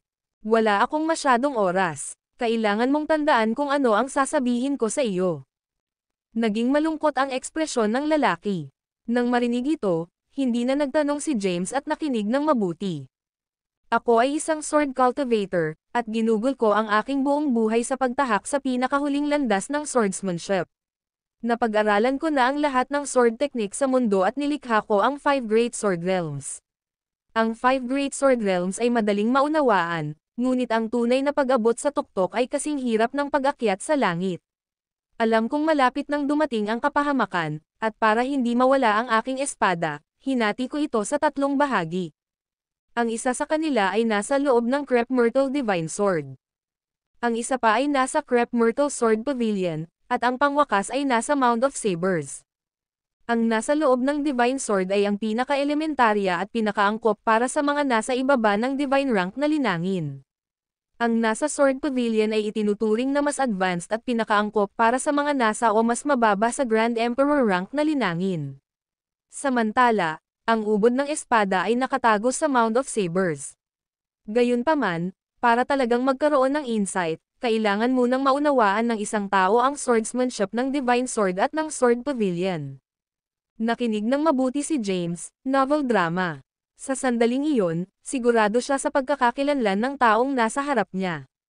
Ito ang Ancestral Swordmaster, isang walang katulad na powerhouse na yumanig sa lupa sa Primeval Age. Ang kanyang swordsmanship ay nakaimpluwensya sa hindi mabilang na sword cultivator. Habang nagsasalita ang lalaking nakaputing roba, unti-unting nagilusyon ang kanyang katawan. Pagkatapos, isang sigil ang lumitaw sa larangan ng pangitain ni James. Ang sigil ay puti at katulad ng isang karakter. Lumipad patungo kay James at pumasok sa kanyang noo. Ang marka ng isang sigil ay bahagyang lumitaw sa kanyang noo. Kahit nawala na ang lalaki, umalangaw pa rin ang boses niya sa buong lugar. Ang sigil ay naglalaman ng mga talaan ng aking pamana sa pagiging espada. Linangin ng husto. Kapag ang sigil ay ganap na nawala, ito ay nangangahulugan na ikaw ay tunay na nakakuha ng insight sa swordsmanship. Pagkatapos, magtungo sa Mound of Sabers na may Crep Myrtle Divine Sword. Doon, makukuha mo ang kaibuturan ng aking pagiging espada. Lalong hangina ang boses hanggang sa tuluyan na itong nawala. Ang video na ito ay edited by Urban Storytelling. Kabanata 2706. Ang mga sunod-sunod na pangyayari ay nangyari sa isang iglap. Sa oras na nag-react si James, nawala na ang lahat, at nakatayo siya sa pinakamataas na punto ng pangunahing tuktok ng Sword Pavilion. Gayunpaman, alam niyang hindi iyon guni-guni, at talagang nakuha niya ang bahagi ng mana ng Ancestral Swordmaster. Kitang-kita niya ang isang sigil sa gitna ng kanyang noo. Dahil malabo at mailap ang marka, walang ibang nakakakita nito maliban kay James, na nakadarama ng presensya nito. Huminga ng malalim si James. Hindi ko akalain na may tunay na mana ng Ancestral Swordmaster sa Sword Pavilion. Sa pagkuha ng mga pamana na ito, maaabot ko ang Grand Emperor rank. Muli niyang sinipsip ang enerhiya ng sword na kanyang inilabas at pinigilan ang kanyang aura bago isuot ang Divine Sword. Kaagad, maraming tao ang sumugod sa kanya. Si Waldones, na unang lumapit sa kanya, ay nagtanong, "Paano nangyari, James?" Sinulyapan siya ni James at nagtanong, "Anong ibig mong sabihin?" "Ang mana ng espada, natanggap mo ba?" tanong ni Waldones. Nawala sa isip si James. Noong una, binalak niyang ibunyag ang pamana ng swordsmanship. Ngayon, gayunpaman, ang pamana ng swordsmanship ay naging isang sigil. At saka, sa kanyang kasalukuyang ranggo, wala siyang karapatang maglinang para maunawaan pa ito. Pagkatapos ng maikling pagmumuni-muni, bahagyang umiling siya at sinabing, "Hindi." "Ano?" Natigilan si Waldones at nagtanong, "Paano ito mangyayari? Paano ko malalaman?" Umiling si James. Dahil sa ayaw niyang magbigay ng anumang paliwanag, inilipat niya ang paksa at sinabing, "Ngayon na ang hindi mabilang na mga taluktok ng Sword Pavilion ay pinagsama sa isa, sa palagay ko ang Magic Circle ay nabuksan at ang selyo ay tinanggal. Ang susunod sa listahan ay ang sumpa ni Sangria." Pagkatapos, tumingin siya kay Shiana at nagtanong, "Kamahalan, ano ba talaga ang sumpa ni Sangria? Ano ang dapat nating gawin para masira ang sumpa at makuha ang Curse Magic?" Sinulyapan ni Shiana si Waldones at sinabing, "Kailangan natin ang nakatadhana. Dahil si Waldones ang nakatadhana, kailangan natin siyang sirain ang sumpa ni Sangria." Napangiti ng awkward si Waldones at sinabing, "Hindi ako ang nakatadhana, si James. Isa lang akong impostor." Ngayong dumating na ito, wala nang pakialam si James kung isa siyang impostor. Tumingin siya kay Shiana at nagtanong, "Ano ang susunod nating gagawin?" Sinabi ni Shiana, "Ayon sa alamat na ipinasa sa Sangria, tanging ang mga may hawak na kapangyarihan ang katawan na kapareho ng pinagmulan ng Imperial Jade Seal ang makakasira sa sumpa ni Sangria. Bilang Empress ng Sangria, mayroon akong kapangyarihang iyon, ngunit ito ay masyadong mahina. Hindi ko masira ang selyo. Sa makatuwid, ang susi sa pag-alis ng selyo ay ang Imperial Jade Seal. Kung tungkol sa lokasyon, nasa loob ng palasyo." Sabi ni Waldones, "Tayo na." "Oo naman." Tumango si James. Pagkatapos, umalis sila sa Sword Pavilion at tumungo sa Sangria Palace. Makalipas ang ilang araw, nakarating na sila sa kanilang destinasyon. Pagkatapos bumalik sa palasyo, hinanap ni James sina Cynthia at Tiara na nakatago sa palasyo, at dinala sila pabalik sa Celestial Abode. Pagkatapos, nagtipon ang lahat sa looban ng palasyo. Sa patnubay ni Shiana, tinungo nila ang direksyon ng courtyard. Makalipas ang humigit kumulang 10 minuto, nakarating sila sa labas ng isang parang ordinaryong patio, novel drama. Gayunpaman, Sinabi ni Shiana, ang cursed magic ay nakatago dito, ngunit walang sino man ang nakapasok sa lugar na ito mula noong unang panahon. Batay sa impormasyong ipinasa mula noong unang panahon, tanging ang nakatadhana na may hawak ng Imperial Jade Seal sa kanyang kamay ang maaaring makapasok. Hindi na makapaghintay pa, sinabi ni Walgones, subukan mo, James. Tumingin si James kay Shiana at nagtanong, paano ako papasok? Ang video na ito ay edited by Urban Storytelling. Kabanata 2707. Tinuro ni Shiana ang pinto at sinabing, nakikita mo ba ang slot sa pinto? Ilagay ang Imperial Jade Seal doon at magbubukas ang pinto. Ang mga nakaraang empresses ay sinubukan ng maraming beses ngunit walang epekto. Tanging ang nakatadhana lamang ang makakagawa ng ganoong gawain. Tumanggo si James pagkatapos niyang marinig ito. Hawak ang Imperial Jade Seal sa kamay, naglakad siya patungo sa pinto. Sa ilalim ng maingat na tingin ng lahat, inilagay niya ang Imperial Jade Seal sa slot. Sa sandaling iyon, naramdaman niya ang napakalaking kapangyarihan na nagmumula sa kabilang dulo ng pinto. Samantala, ang iba ay nakakakita ng madilim na liwanag na nagmumula sa pinto, na bumuhos at bumalot kay James. Samantala, isang napakalakas na demonic energy ang lumitaw mula sa katawan ni James at pumasok sa Imperial Jade Seal sa pamamagitan ng kanyang braso bago dinala sa pinto.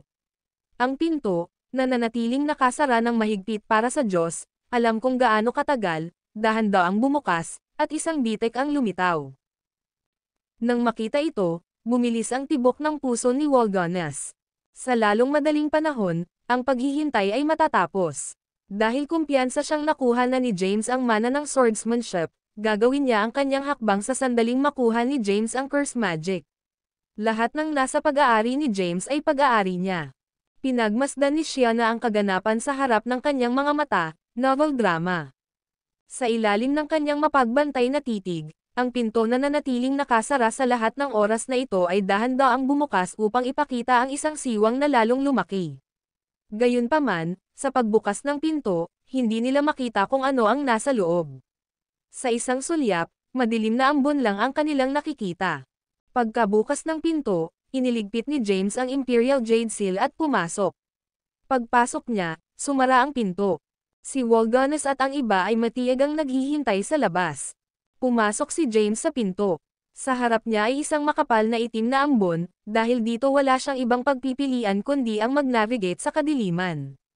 Matapos maglakad ng humigit kumulang 10 minuto, unti-unting nawala ang itim na ambon, at natagpuan niya ang kanyang sarili sa isang hindi pamilyar na lugar. Ito ay isang bundok, at siya ay nasa paanan ng bundok. Nakatayo doon, naririnig niya ang pag-awit na nagmumula sa tuktok ng bundok, na umaalingaw-ngaw sa buong lugar. Nasaan ako? Naguguluhan si James. Sa pag-aalinlangan sa kanyang isipan, dahan-dahan siyang umakyat sa tuktok ng bundok. Sa tuktok ng bundok, mayroong isang sinaunang gusali, kung saan maririnig ang tunog ng pag-awit. Pagpasok pa lang niya, isang 7 taong gulang na batang lalaki ang nagbukas ng pinto at lumabas. Naglakad siya papunta kay James at magalang na binati, dumating ka na. Naghihintay ang aking amo. Please pumasok ka. Sumenyas ang bata. Naguguluhan, pumasok si James sa gusali at nakarating sa main hall. Maraming tao ang nagkukumpulan sa main hall. Kabilang sa mga ito ang mga lalaki at babae, bata at matanda, lahat ay nakaupo sa isang lotus position na nakapikit na parang hindi napansin ang pagdating ni James. Nasa unahan ang isang matandang lalaki na nakasuot ng itim na damit at may hawak na fly whisk sa kanyang kamay. Sa unang tingin ay hindi makita ni James ng malinaw ang kanyang mukha, dahil malabo ito at imposibleng makita. Nakarating ka na. Habang nagtataka si James ay nagsalita ang matandang lalaki. Umalangaw-ngaw sa pandinig ni James ang mahina niyang boses na para bang galing sa malayong lugar. Ang kanyang boses ay ethereal na parang naglakbay sa oras at espasyo. Ikinuyom ni James ang kanyang mga kamao at bahagyang yumuko, nagtanong, sino po kayo, sir? Ang video na ito ay edited by Urban Storytelling. Kabanata 2708. Gusto ni James na masilip ang itsura ng matanda. Gayunpaman, habang mas matagal siyang nakatitig sa kanyang mukha, mas nagiging malabo ito. Siya ay naguguluhan. Pagkatapos, lumingon siya para tingnan ang mga taong nakaupo sa isang lotus position. Dito dumating ang nakakagulat na bahagi. Noong una siyang pumasok, kitang-kita na niya ang mga taong ito, ngunit ngayon, hindi na niya makita ng malinaw. Nagdulot ito ng lamig sa kanyang gulugad. Nasaan ako? Sino siya? Bakit parang hinihintay niya ako? Maraming tanong ang lumabas sa isip ni James. Nagsalita ang matandang lalaki sa mahinang boses, hindi mahalaga kung sino ako. Ang pinakamahalaga ay narito ka. Dahil nandito ka, ibig sabihin, ikaw ang nakatadhana. Anong ibig mong sabihin? Tanong ni James. Napabuntong hininga ang matanda. Hindi ko akalain na ang supernatural na kapangyarihang nilinang ko ay lilikha ng ganoong kalaking kaguluhan sa hinaharap, at magagamit pa nga ng makalangit na landas para ay target ang sangkatauhan. Kahit na sinasabi nila na ang mga tao ang nagdala nito sa kanilang sarili, hindi ko maiwasang makonsensya sa aking puso. Nang marinig ito, natigilan si James. Sino ito? Siya kaya ang Ancestral Talisman Master. Bukod dito, ano ang ibig niyang sabihin na ang mga tao ay nagdala nito sa kanilang sarili? May kaugnayan ba ito sa pagtatangka ng mga tao na lipulin ang landas sa langit sa unang panahon? Nagpatuloy ang matandang lalaki, upang malutas ang ikatlong kalamidad ng sangkatauhan at ganap na maalis ito, dapat isabuhay ang kompletong curse magic. Gayunpaman, napakahirap na makabisado ang curse magic sa kabuuan nito. Kahit na gumugol ang isang tao ng hindi mabilang na mga panahon, maaaring hindi ito ganap na makabisado.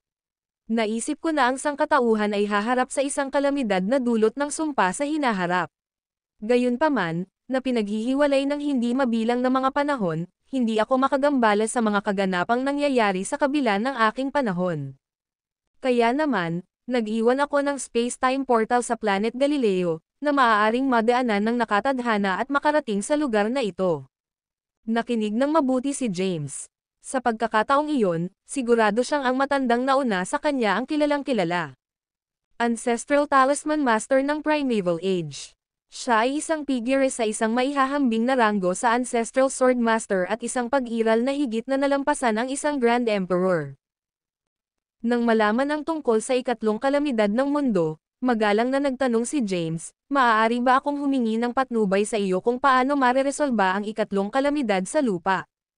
Kailangan mong alisin ang sumpa na dumarating sa buong sangkatauhan sa pamamagitan ng kapangyarihan ng isang individual, sagot ng lalaki. Nang marinig ito, napataas ang kilay ni James, iyangat ang sumpa na dumarating sa buong sangkatauhan sa pamamagitan ng kapangyarihan ng isang individual. Novel drama. Oo, naguguluhan, nagtanong si James, paano? Nagsalita ang matandang lalaki, medyo simple, actually. Kailangan mo lang gamitin ang Imperial Jade Seal na naiwan ko sa Galileo. Ang Imperial Jade Seal ay may ilang pangkalahatang rune na nakasulat dito, na maaaring magtipon ng mga sumpa sa katawan ng lahat ng tao sa isang tao. Nang marinig ito, nabigla si James habang nagtanong, sinasabi mo ba na gusto mong pasanin ko ang sumpa para sa buong sangkatauhan? Oo, kung gayon, hindi ba ako mapapahamak? Hindi naman. Matapos dalhin ang sumpa, hindi lamang ito magiging isang sakuna, ngunit sa halip, ito ay magiging isang providence. Bilang tagapagdala ng lahat ng sumpa, magkakaroon ka ng paunang kinakailangan upang may sigawa ang curse magic. Kahit ako ay hindi pa nakabisado ang curse magic sa buong lawak nito. Marahil ay maaari mong gawin ito. Gayunpaman, ang paunang kondisyon ay kung maaari mong tiisin ang curse magic. Kung hindi, mahaharap ka sa walang hanggang kapahamakan, wika ng matanda. Nang marinig ito, napaisip si James. Pagkaraan ng ilang sandali, siya ay nagtanong, ano ang aking haharapin matapos ang lahat ng sumpa? Sinabi ko na sa iyo ang lahat ng kailangan mong malaman. Habang nagsasalita siya, unti-unting naging ilusyon ang kanyang figure, at ang lahat ng nasa paligid niya ay naging ilusyon din. Ang video na ito ay edited by Urban Storytelling. Kabanata 2700. Lumabo ang paningin ni James. Nang muli siyang lumitaw, bumalik siya sa mukhang ordinaryong patio. Walang laman ang lugar. Pinagmasdan ni James ang kanyang paligid at naglakad patungo sa isang batong upuan ng isang gazebo sa malapit. Habang nakaupo siya sa upuan, naalala niya ang naranasan niya. Alam niyang hindi siya naghahalusinate. Matapos makapasok sa looban, isang makapangyarihang tao ang kumausap sa kanya mula sa hindi mabilang na mga panahon ang layo. O marahil ito ay isang mensaheng iniwan ng Ancestral Talisman Master, na malalaman ng sinuman sa pagpasok sa looban. Nang maalala niya ang nangyari, huminga ng malalim si James. Hindi ka panipaniwala. Hindi ko akalain na nakita na ng Ancestral Talisman Master ang mangyayari sa panahong ito mula sa Primeval Age. Siya pa nga ang nagplano ng lahat ng maaga. Bulong ni James. Pagkatapos, nahulog siya sa pagmumuni-muni muli. Kahit na nakatanggap siya ng impormasyong naiwan ng Ancestral Talisman Master, wala itong direktang koneksyon sa selyo sa Galileo at Sangria's Curse. Gayunpaman, sa sandaling iyon, malinaw na naramdaman ng lahat sa labas ng mundo na ang selyo kay Galileo ay unti-unting nawawala. Nang mawala ang selyo, naramdaman nila ang ilang mga selyo sa loob ng kanilang mga katawan. Anong nangyayari? Malapit na akong gumawa ng breakthrough. Kaya bakit pakiramdam ko may selyo sa loob ng katawan ko? Nararamdaman ko na ang selyo sa Planet Galileo ay nawala. Pero bakit ngayon may selyo sa loob ng katawan ko? Maraming magsasaka ang nataranta. Samantala, nanatili si James sa looban ng ilang oras bago lumabas. Creak. Binuksan niya ang pinto. Maraming tao ang nakatayo sa labas. Kanina pa sila nakatitig sa pinto sa paghihintay. Nang itulak ni James ang pinto ay dali-dali silang sumugod sa kanya. Nagtanong si Waldones, paano ito nangyari? Sinabi ni Zandy, nararamdaman ko na ang selyo sa Planet Galileo ay ganap na nawala. James, natanggap mo ba ang mana ng curse magic? Tumingin si Shiana kay James at nagtanong, ano ang naranasan mo pagkapasok sa looban? Natanggap mo ba ang mana ng curse magic? Bahagyang umiling si James at sinabing, wala akong natanggap. Hindi nagsisinungaling si James. Ang curse magic ay matagal nang nakasulat sa Imperial Jade. Seal at ang mga karakter na kung saan ay ang buod ng curse magic. Nang marinig ito, tumingin sa kanya si Waldones na may tame time na ekspresyon sa kanyang mukha. Walang nakakaalam kung ano ang iniisip niya sa sandaling iyon. Pagod na ako, kailangan ko ng pahinga. Napagod si James. Gulong-gulo ang isip niya. Napakaraming impormasyon na kailangang i-proseso, kaya kailangan niyang huminahon at magnilay-nilay.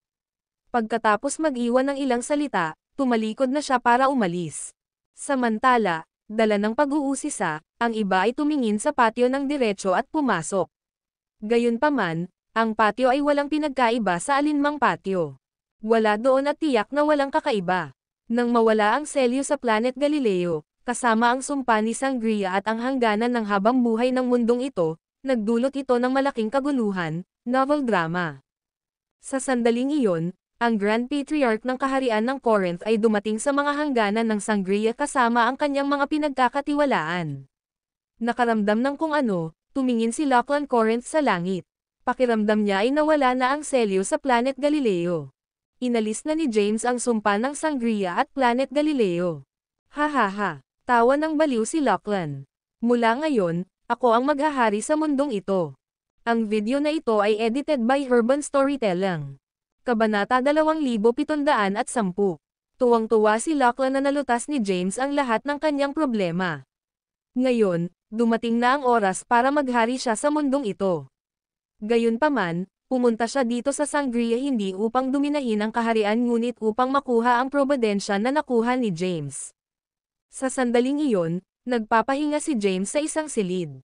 Matapos makapasok sa looban ng Sangria Palace, nakatanggap siya ng maraming impormasyon na naging susi sa pagresolba sa Third Calamity. Tanggapin ang lahat ng sumpa. Bulong ni James. Habang inilalabas niya ang Imperial Jade Seal at sinisiyasat ang mga mahiwagang karakter na nakaukit dito, nahulog siya sa malalim na pagmumuni. Wala siyang ideya kung gaano kakilakilabot ang sumpa ng ikatlong kalamidad, ngunit naiisip niya na ang bawat sumpa ay maaaring maging lubhang nakamamatay. Ngayon, siya ay naatasan na dalhin ang lahat ng sumpa. Ilang tao ang naroon sa universo. Wala ring ideya si James kung ano ang kanyang kakaharapin pagkatapos dalhin ang mga sumpa ng buong sangkatauhan. Huminga siya ng malalim. Sa parehong oras, nagtipon sina Waldones at Yanina sa isang silid. Sinabi ni Yanina, Waldones, nakuha ni James ang pamana ng swordsmanship at ang curse magic. Ngayon na ang oras para kumilos. Malalim ang pagmumuni-muni ni Walganes. Pagkaraan ng ilang oras, sinabi niya, hindi na kailangang madaliin ang mga bagay-bagay. Maghihintay pa tayo ng ilang araw. Hindi siya nagmamadaling kumilos dahil hindi niya matiyak na nakuha na ni James ang mana ng swordsmanship at ang curse magic. Kung talagang wala si James, ayaw niyang kumilos. Pagkatapos ng ilang oras na magkasama, naramdaman niya iyon. Si James ay isang disenteng tao at sulit na makipagkilala. Upang kumpirmahin ang kanyang mga iniisip, nagpasya siyang personal na hanapin si James. Habang nagpapahinga si James, may kumatok sa pinto. Nang mapansin niya si Walganes habang binubuksan niya ang pinto, nagtanong siya, may problema ba? Dirdiretsong pumasok si Walganes at umupo sa loob, nakangiting sinabing, bakit? Hindi ba pwedeng makipag-chat ako sa'yo? Lumapit sa kanya si James at umupo sa tapat niya, na sinasabi, magtanong ka. Sinabi ni Walganes, gusto kong malaman kung ano ang nakuha mo pagkatapos alisin ang magic circle sa Crep Myrtle Sword Pavilion. Nais ko ring malaman kung ano ang iyong nakatagpo at nakuha sa looban. Sinaman siya ng tingin ni James. Pagkatapos mag-isip sandali, sinagot niya siya ng totoo, sa katunayan, nakuha ko ang pamana ng swordsmanship ng Ancestral Sword Master sa Sword Pavilion. Gayunpaman, hindi ko nakuha ang curse magic sa Sangria Palace. Ngunit masasabi ko sa iyo ng tiyak na ang mahiwagang mga inscription sa Imperial Jade Seal ay ang culmination ng curse magic, novel drama. Ngumiti si Walganes at sinabing, uulitin ko, maaari mong piliin ang alinman sa Crep Myrtle Divine Sword o ang Imperial Jade Seal. Noong una, ayaw ni James sa kanilang dalawa. Ngayon, gayunpaman, natanto niya na kailangan niya ang dalawa. Kailangan niya ang Divine Sword para maabot ang rurok ng swordsmanship at ang Imperial Jade Seal para lutisin ang Third Calamity. Ang video na ito ay edited by Urban Storytelling. Kabanata 2711. Gayunpaman, sina Winnie at Delaney ay nasa labas ng pagsasanay. Dahil wala siyang ideya kung nasaan sila, kailangan niyang hanapin ang mga ito bago umalis. Sophie, pwede mo ba akong tulungan na mahanap sina Winnie at Delaney? Dahil napakalaki ng Planet Galileo, ang paghahanap sa kanila ay magtatagal ng walang hanggan. Kaya naman, humingi ng tulong si James kay Sophie. Sure, sandali lang. Sinimulan ni Sophie na ay extrapolate ang kanilang kinaroroonan. Pagkalipas ng ilang minuto, nalaman ang kanilang lokasyon, sinabi niya, nalaman na nawala ang selyo sa Planet Galileo, pabalik na sila sa Sangria. Babalik sila sa loob ng 2 linggo. Nang marinig ito, nakahinga ng maluwag si James. Ngayon, kailangan na lang niyang hintayin na bumalik sina Winnie at Delaney bago umalis. Matapos umalis sa Earth ng napakatagal, wala siyang ideya kung ano ang sitwasyon sa Earth sa sandaling ito. Inaasahan niyang bumalik sa Earth at makita si Thea. Sa susunod na 2 araw, nanatili si James sa Sangria Palace. Samantala, matapos tanggihan ni James, hindi gumawa ng anumang aksyon si Walganes. Umakto siya na parang walang nangyari at nagpatuloy sa pakikisalamuha kay James gaya ng dati. Tuwing nagkikita sila, masaya silang nagkukwentuhan, at hindi niya binanggit ang Crep Myrtle Divine Sword o ang Imperial Jade Seal muli. Pagkaraan ng 10 araw, sa labas ng Imperial Capital ng Sangria, isang grupo ng mga tao ang lumitaw. Nangunguna si Lachlan Corinth, ang Grand Patriarch ng Kaharian ng Corinth. Sa likod niya ay may grupo ng mga lalaki. Itim na damit, may humigit kumulang 30 sa kanila, at bawat isa sa kanila ay naglabas ng malakas na aura. Sila ay nasa ika-10 yugto ng Sage rank. Ang kabisera ng Sangria. Sa wakas, nandito na tayo. Pagtingin sa mataong kabisera sa harapan niya, humagalpak ng tawa si Lachlan. Pagkatapos, pumasok siya sa lungsod kasama ang kanyang mga pinagkakatiwalaan at agad na tumungo sa palasyo. Bawal kang pumasok sa palasyo. Hinarang ng mga bantay sa labas ng palasyo ang kanilang dinadaanan.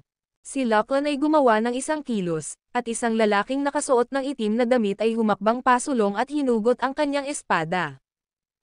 May death wish ka. Habang binibigkas niya ang mga salitang iyon, nilaslas niya ng kanyang espada ang mga gwardya.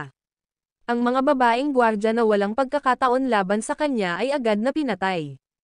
Panghihimasok ng kalaban. Panghihimasok ng kalaban.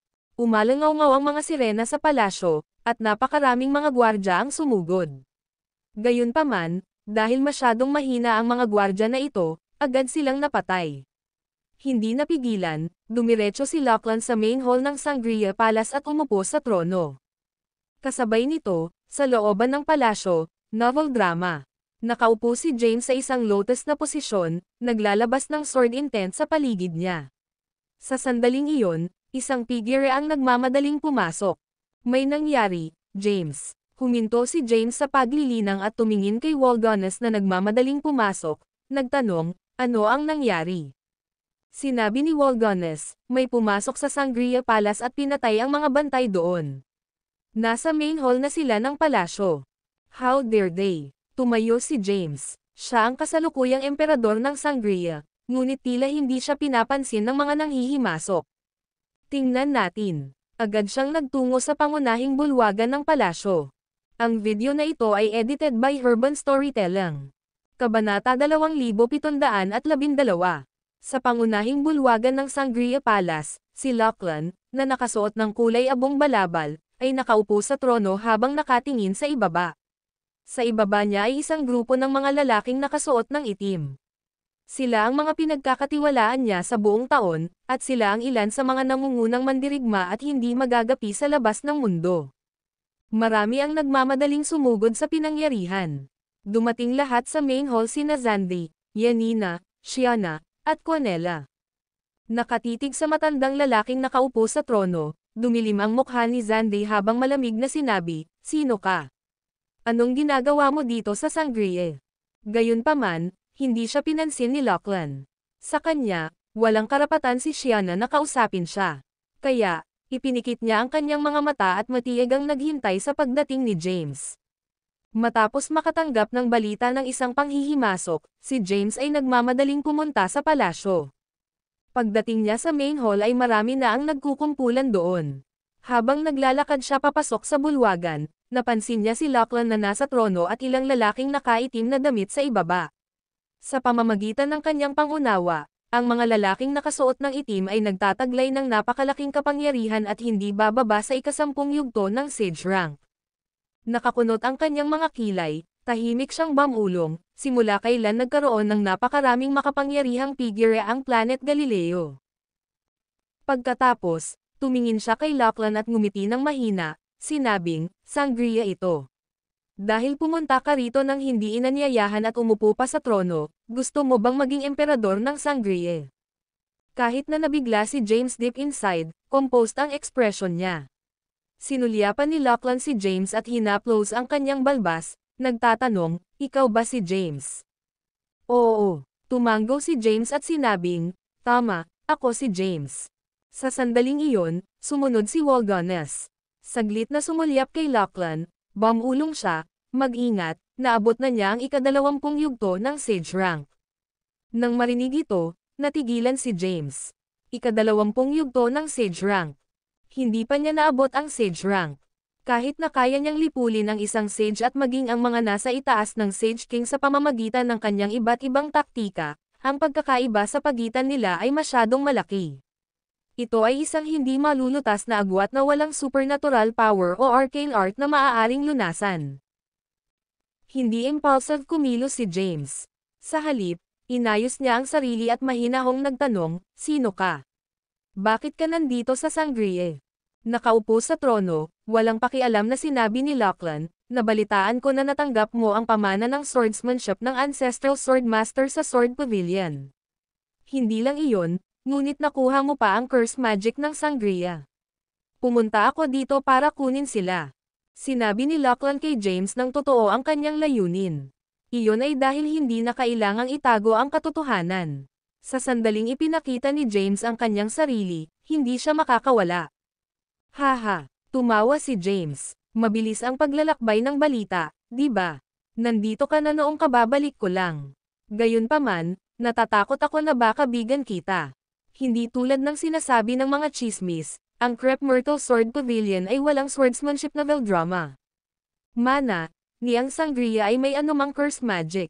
Nang marinig ito, nagdilim ang mukha ni Lachlan. Pagkatapos, itinaas niya ang kanyang kamay at casual na kumaway. Ang malakas na enerhiya ay nagmaterial sa kanyang palad at dumiretso kay Shiana. Sa kanya, kailangan niyang pumatay ng ilang tao dito para makapagsalita si James. Mag-ingat ka, sigaw ni James. Nag-flash ang katawan niya, at humarap siya kay Shiana. Kasabay nito, ipinatawag niya ang kanyang buong lakas para ilihis ang atake ni Lachlan. Gayunpaman, dahil masyadong malaki ang pagkakaiba ng kapangyarihan sa pagitan nila, agad siyang pinalipad at bumagsak ng husto sa lupa, bumulwak ang isang bibig ng dugo. Ang video na ito ay edited by Urban Storytelling. Kabanata 2713. Sa kabutihang palad, mayroon siyang sapat na pisikal na lakas.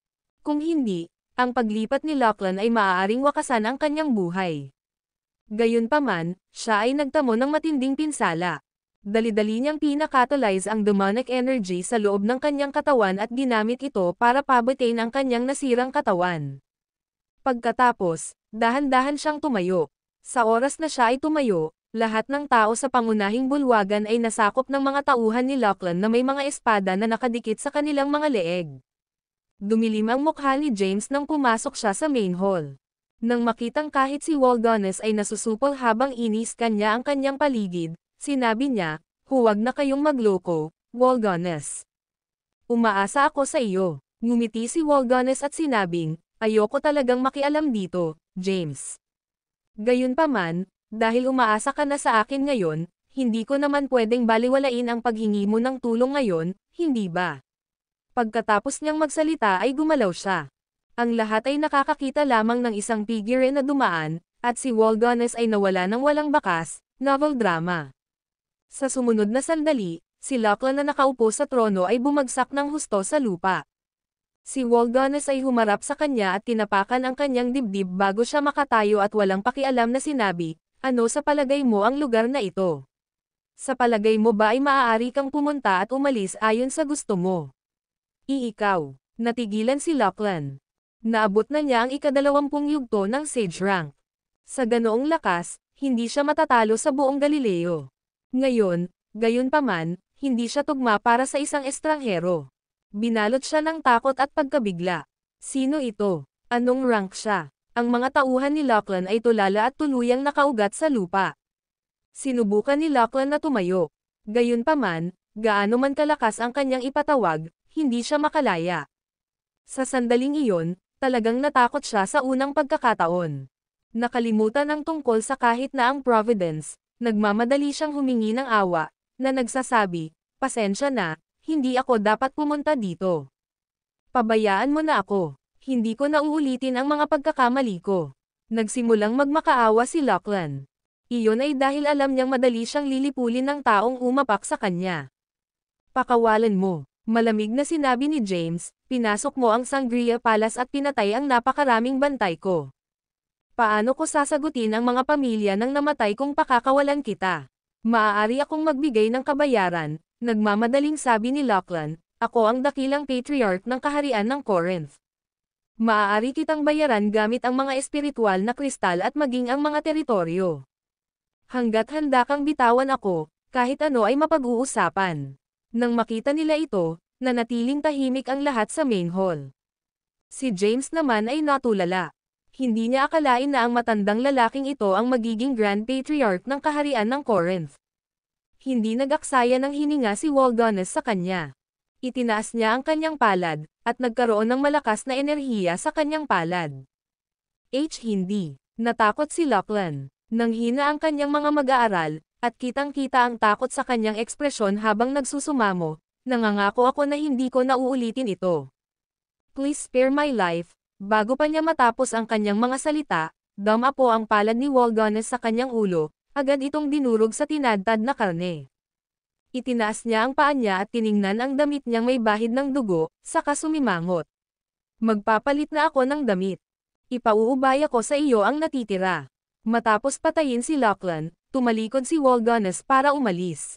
Alam niyang kakayanin ni James ang iba pang sitwasyon. Ang video na ito ay edited by Urban Storytelling. Kabanata 2714. Nang masaksihan ang pagkamatay ni Lachlan, natakot ang kanyang mga tauhan.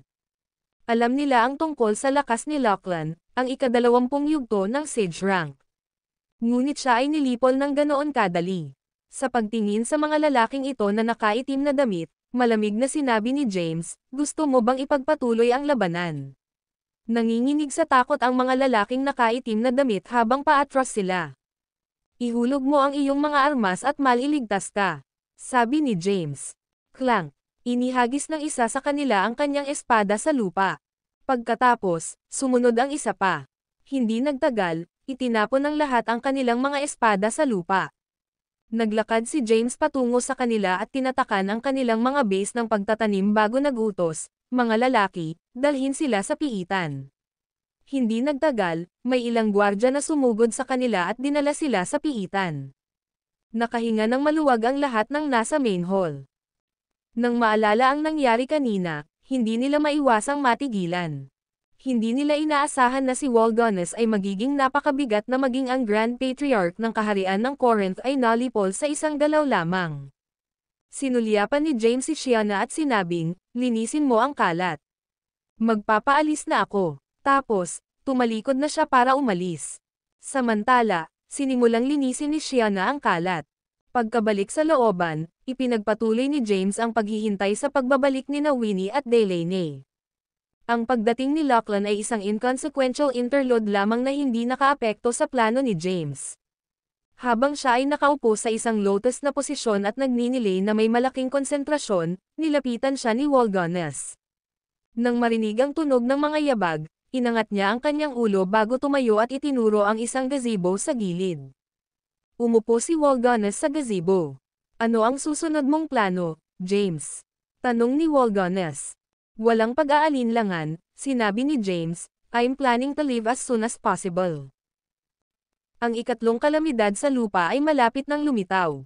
Kailangan kong bumalik at tulungan ang sangkatauhan na malampasan ang kapigatian. Nagtanong si Waldones, kailan ka aalis? Sinabi ni James, sa ilang araw, marahil. Nag-alinlangan si Waldones.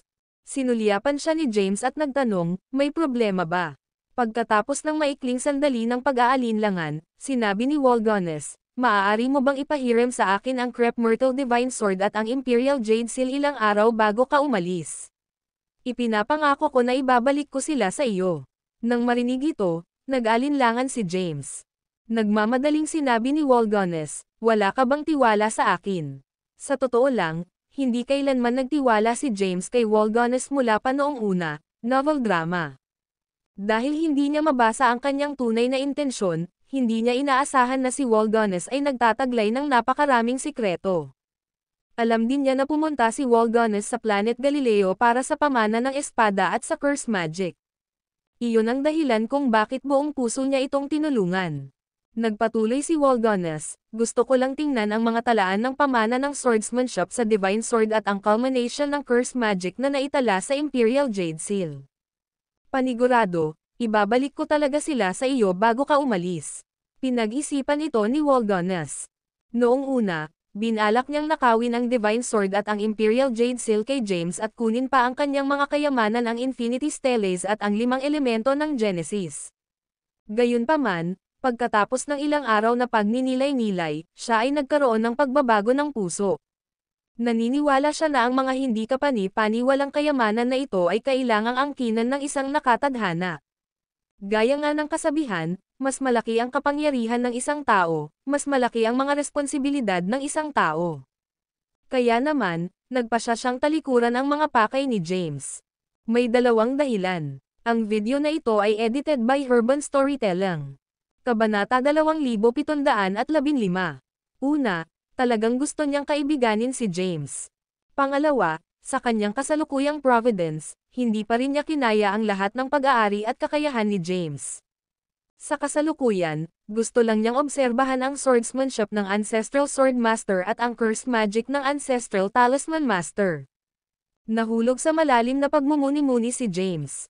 Matapos mag-isip ng ilang sandali, kinuha niya ang Crepe Myrtle Divine Sword at ang Imperial Jade Seal at basta-basta itinapon ang mga ito kay Waldones, na nagsasabing, aalis ako sa loob ng 5 araw. Mayroon kang 5 araw para intindihin ang anumang kaya mo mula sa 2 kayamanang ito. Ang lahat ay nakasalalay sa iyong kapalaran. Natanggap ni Waldones ang Divine Sword at ang Imperial Jade Seal at sinabing, Ipinapangako kong ibabalik ko sila sa loob ng 5 araw. Pagkasabi nun ay tumalikod na siya para umalis. Pagkaalis niya, naging malungkot ang ekspresyon ni James, at humingi siya ng payo kay Sophie. Sophie, anong uri ng tao si Waldonis Jackson, na kilala bilang Hail Arius Yahir para sa iyo? Maya-maya, dumating ang boses ni Sophie. Sabi niya, ito ay noong panahon ng sinaunang hukuman ng langit. Sa paglipas ng hindi mabilang na mga panahon, ang mga alaalang ito ay naging malabo sa akin. Sa pagkakaintindi ko, isa siyang tunay na kababalaghan na nanatili sa Heavenly Court. Siya ay hindi gaanong isang skimmer sa akin, kaya siya ay isang mabuting tao, kumbaga. Gayunpaman, maaaring baguhin ng panahon ang lahat. Hindi ko alam kung kailan siya natakpan, kung kailan siya nagising, o kung anong klaseng tao na siya ngayon. Bukod pa rito, maaari kong hulaan na may mga makapangyarihang figure na hindi bababa sa Grand Emperor rank at higit pa sa pag-back up sa kanya. Kung hindi, hindi siya makapasok sa Planet Galileo nang may nakalagay na selyo. Tanong ni James, tama ba ang ginawa ko sa paghiram sa kanya ng Crep Myrtle Divine Sword at ng Imperial Jade Seal? Sino ang nakakaalam? Pagkatapos ng simpleng talakayan, tinapos ni James ang usapan at ipinikit ang kanyang mga mata para magnilay. Nanatili siya sa Sangria Palace ng ilang araw pa. Makalipas ang ilang araw, bumalik sina Winnie at Delaney. Sa looban ng palasyo, nagtanong si Winnie, Tay, natanggap mo ba ang pamana ng swordsmanship ng Sword Pavilion at ng Curse Magic? Bilang isang makapangyarihang cultivator sa Sage rank, naramdaman ni Winnie na ang selyo kay Galileo ay nawala. Tumango si James at sinabing, Ma'am. Tanong ni Winnie, kailan tayo babalik sa Earth?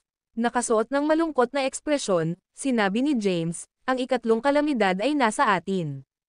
Tinatawag itong Cursed Calamity, at plano kong bumalik kaagad sa Earth.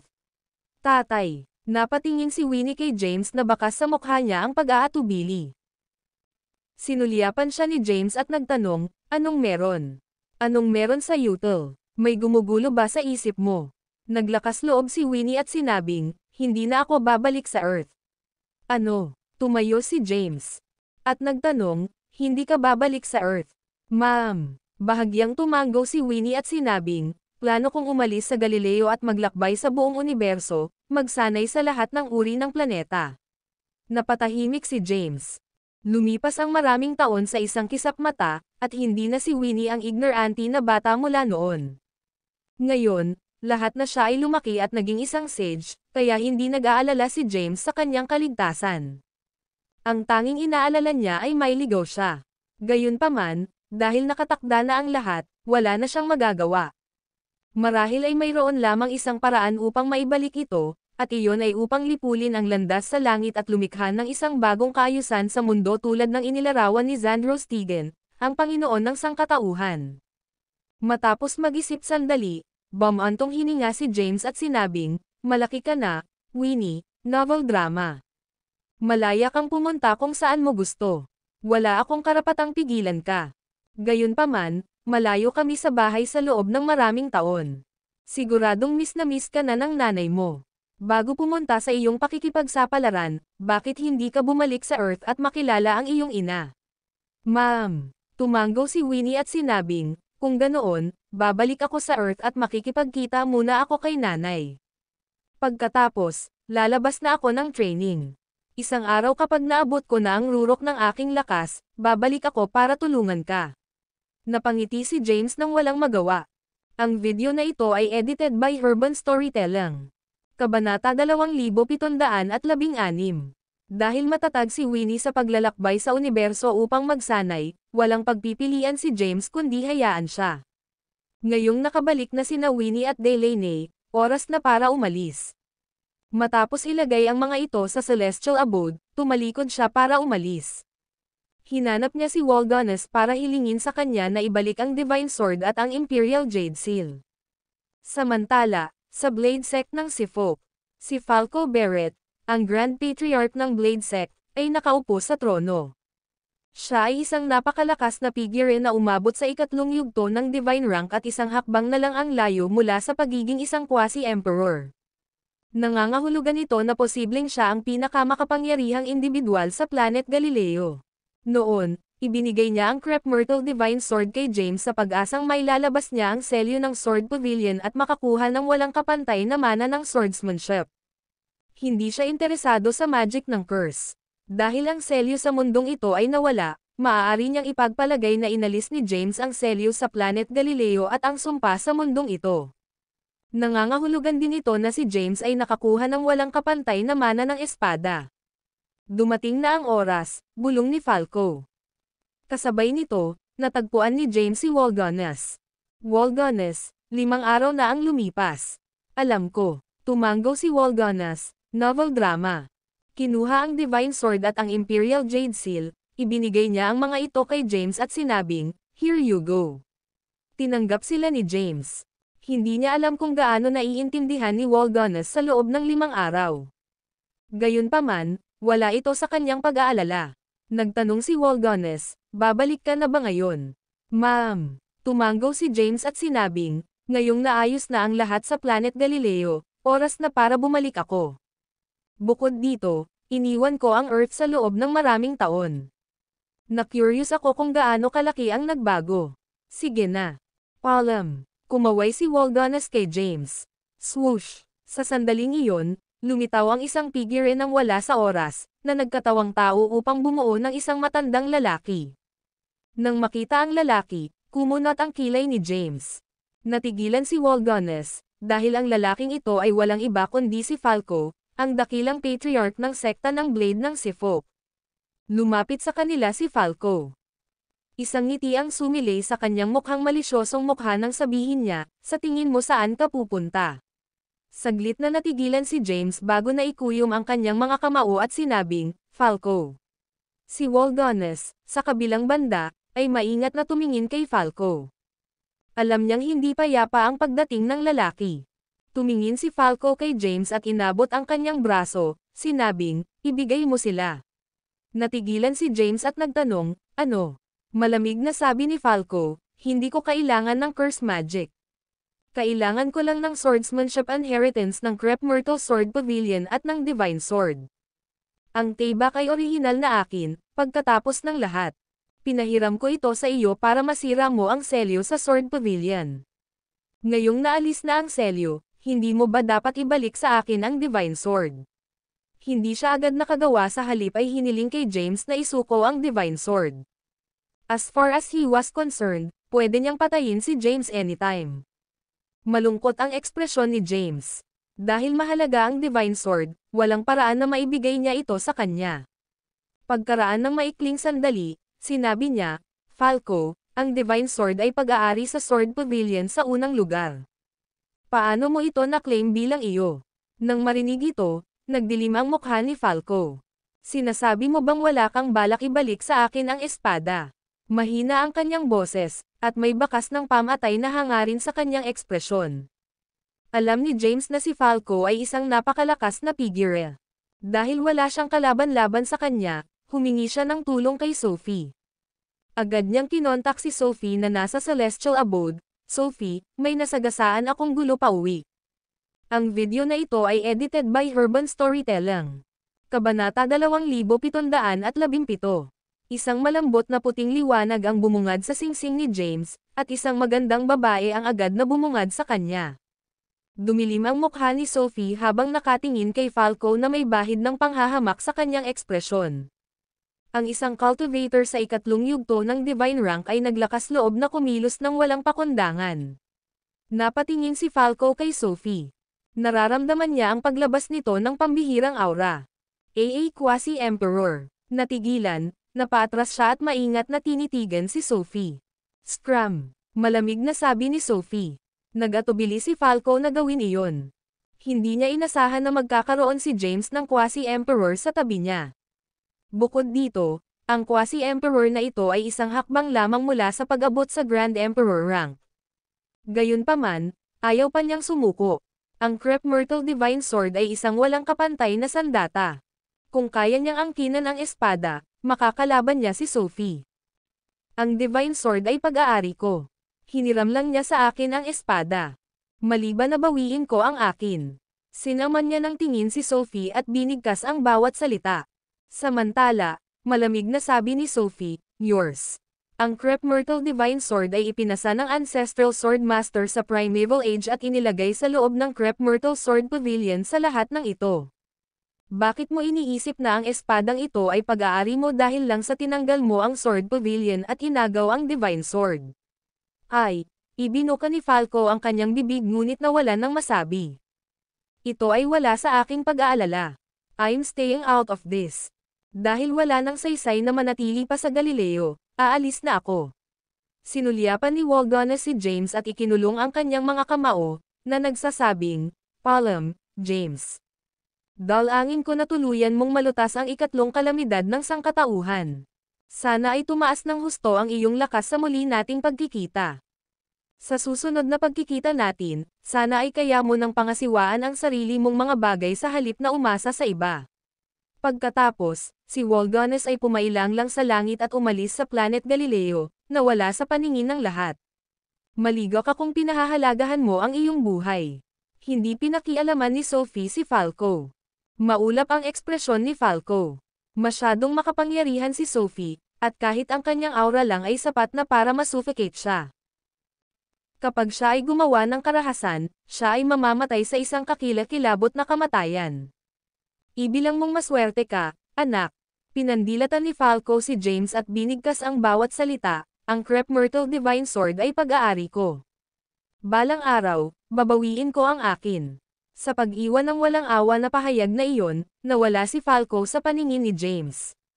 Pagkaalis niya ay nakahinga ng maluwag si James. Salamat, Sophie. Bahagyang ngumiti si Sophie at sinabing, walang gulo, James. By the way, kailan ka babalik sa Earth? Sabi ni James, plano kong magpaalam kina Shiana, Xande, at sa iba pa bago umalis. Ma'am, tumanggo si Sophie at sinabing, hindi ako babalik sa Earth kasama ka. Ha? Natigilan, nagtanong si James, hindi ka na babalik sa Celestial Abode? Oo, tumanggo si Sophie. Pero bakit? Nagtatakang tanong ni James. Sabi ni Sophie, isang hakbang na lang ako ngayon para maging isang Grand Emperor, kaya hahanapin ko ang sarili kong providence at layuning makamit ang isang pambihirang tagumpay sa pinakamaikling panahon na posible. Sa Celestial Abode, ang aking cultivation ay maaari lamang manatiling stagnant.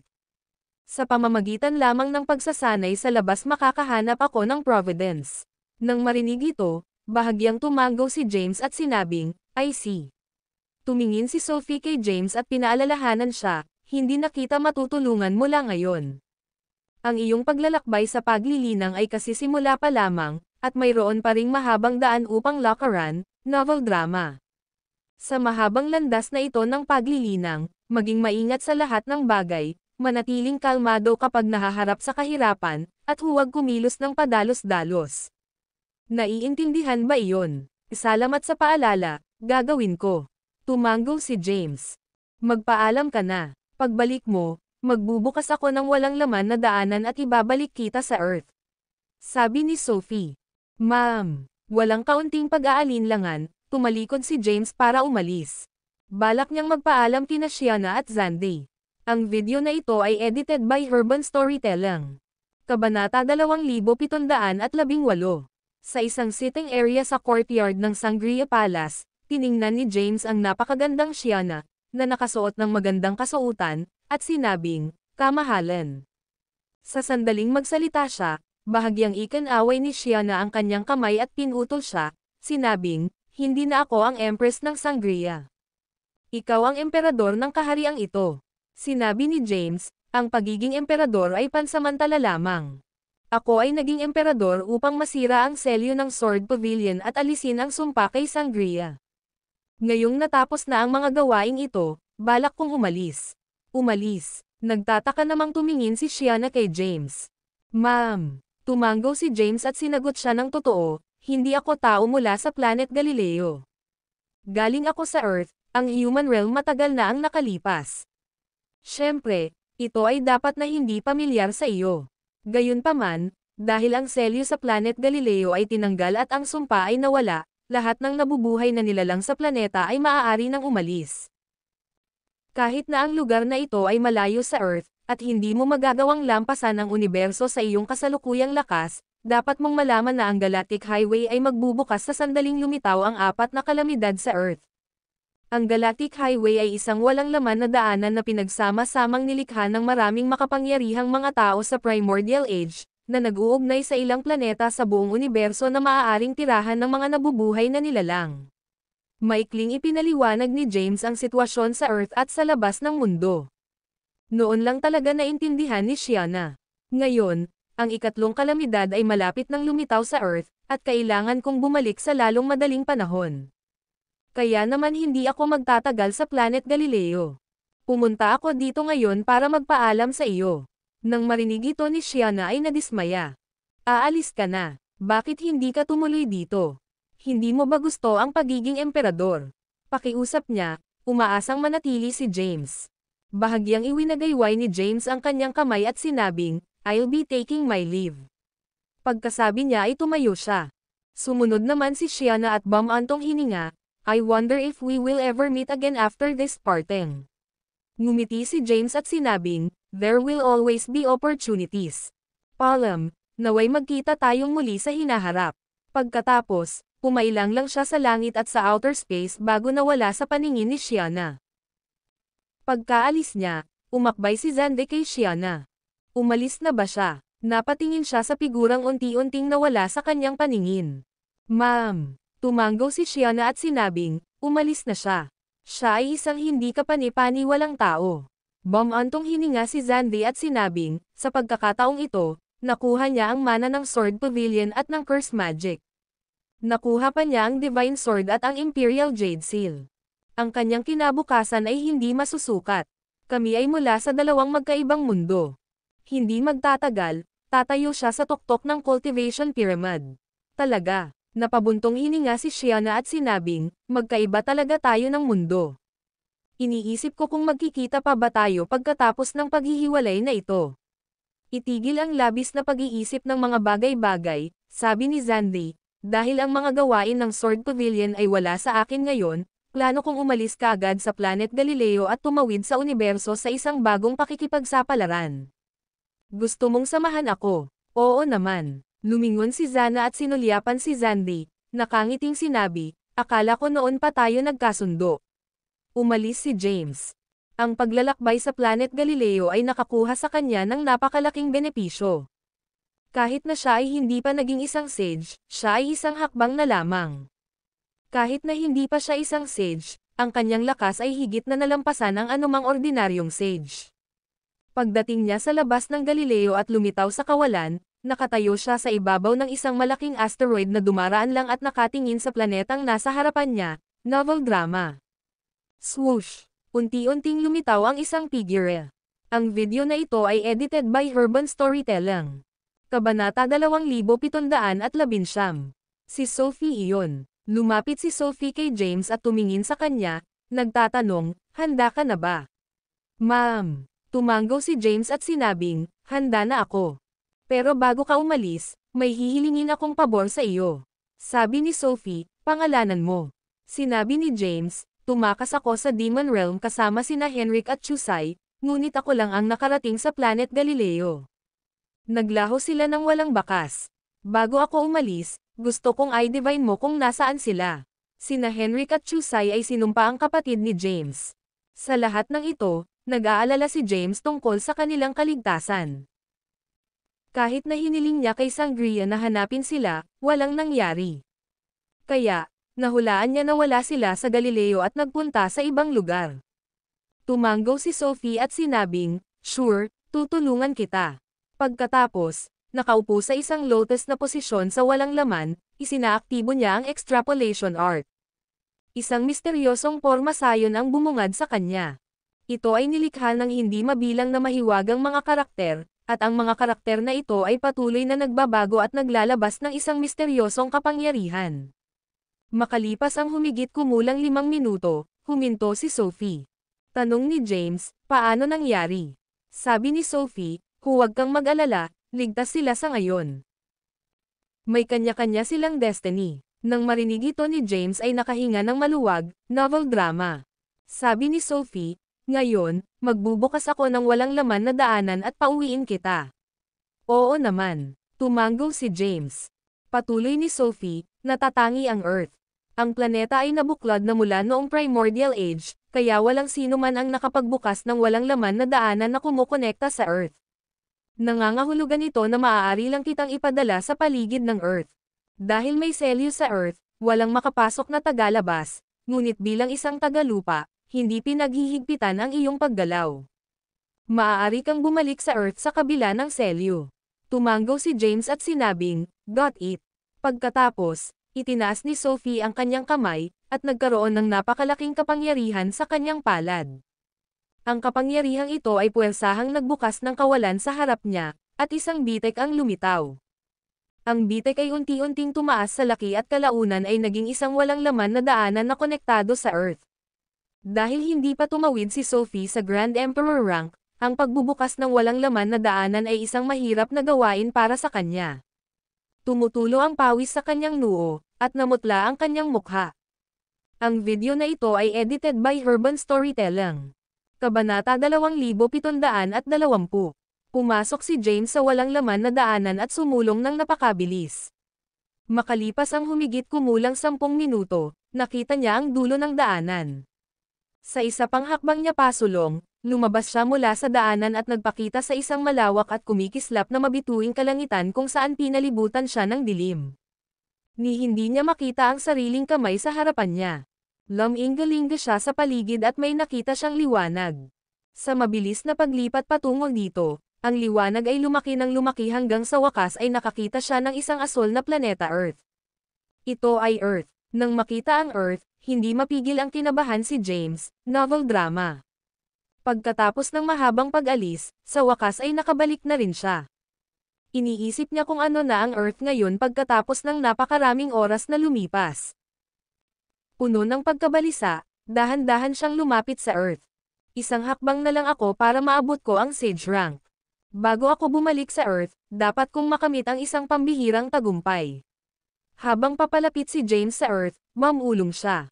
Pagkatapos, sumulyap sa buwan, kumislap ang kanyang katawan, at agad siyang lumipad patungo sa buwan. Hindi nagtagal, lumapag siya sa buwan, pagdating sa hindi kilalang lokasyon. Ang rehiyong ito ay puno ng mga bato, at walang mga halaman na makikita. Wala ni isang tunog ang maririnig sa paligid. Napakatahimik ng lugar. Naka-lotus position si James sa lupa, pinipigilan ang excitement sa puso at unti-unting nirelax ang isip. Pagkatapos, tinawag niya ang kapangyarihan sa kanyang katawan at nagsimulang gumawa ng isang pambihirang tagumpay. Kaagad, lumitaw ang isang selyo sa loob ng kanyang katawan. Ang kapangyarihan ng selyo ay tinatakan ang mga meridian at acupuncture point sa buong katawan niya at napigilan ang true essence na umikot. Sa Galileo, walang selyo nang sinubukan niyang gumawa ng isang pambihirang tagumpay. Ngayong umalis na siya sa planeta, muling lumitaw ang selyo. Gayunpaman, sa lakas ni James, ang pagsira sa selyo ay isang simpleng gawa. Kahit na hindi ito magiging madali, tiwala siyang masisira niya ito. Isang alon ng true essence ang tumama sa selyo ng paulit-ulit. Gayunpaman, dahil masyadong matigas at matibay ang selyo, nanatiling buo ang selyo kahit gaano pa kalakas ang pagtama ng true essence. Anuman, hindi sumuko si James. Dahil kahit na ang mga patak ay tumusok sa isang bato, alam niya na balang araw ay luluwag ang selyo kung siya ay walang tigil na aatake. Kapag nalampasan na niya ang unang seal, magkakaroon siya ng mas maraming true essence na magagamit, na nagpapadali sa proseso ng paglusot sa natitirang mga seal. Habang nakaupo siya sa isang lotus na posisyon sa lupa, hinampas niya ang selyo ng paulit-ulit. Kasabay nito, sa Earth. Mula noong unang kalamidad sa Earth, parami ng parami ang hindi kilalang mga lugar na lumitaw sa planeta. Maraming mga lugar na dating nakatiklop at nakatago ang unti-unting sumanib sa Earth. Pagkatapos ng mahabang panahon, ang ibabaw ng Earth ay tumaas ng 100 beses o marahil ay higit pa. Gayunpaman, ang mga nakatiklop na puwang na ito ay isang maliit na bahagi lamang ng kabuuan, hindi man lang umabot sa isang trilabing-isang-ionth ng kabuuan. Upang ganap na may sama ang mga puwang na ito sa Earth, ang mga susi ay kailangan upang ganap na ay ando ang selyo pagkatapos ng 4 na kalamidad. Pagkatapos lamang ay tunay na sasailalim ang Earth sa isang tunay na pagbabago. Gayunpaman, Ang espiritual na enerhiya sa lupa ay naging lubhang sagana. Hindi mabilang na mga halaman ang nagmutate at naging bihirang Empyrean herbs, at ang buong planeta ay puno ng buhay. Gayunpaman, ito ay walang silbi sa mga tao. Mula noong ikalawang kalamidad, mayroong isang selyo sa loob ng kanilang mga katawan, at ang pagkamit ng isang pambihirang tagumpay ay halos imposible. Iilan lamang sa mga kahangahangang tao ang makakagawa ng gayong pagtatangka. Ang cultivation base ng karamihan ng mga tao ay nanatiling walang pag-unlad. Ang beast race na nagmula sa 3,000 Silk Realms ay hindi umatake sa mga taga-lupa dahil sa utos ni Lucifer. Sa halip na sakupin ang teritoryo ng tao, itinoon nila ang kanilang oras sa paglilinang. Ang mga hayop ay gumawa ng mabilis na pag-unlad sa kanilang lakas, habang ang paglilinang ng mga tao ay nanatiling walang pag-unlad. Samantala, ang Wormstead, na naiwan ni James, ay naging pinakamakapangyarihang bansa sa mundo. Dahil kinuha ni James ang maraming sinaunang martial artist ng Solin, nagresulta ito sa isang kakulangan ng mga magsasaka ng tao. Kung walang patnubay ng makapangyarihang mga figurang ito, iilan lamang sa Sol ang tumahak sa landas ng paglilinang. Karamihan sa mga tao ay nanatiling ordinaryong tao kahit na may mas malakas na pisikal na katangian.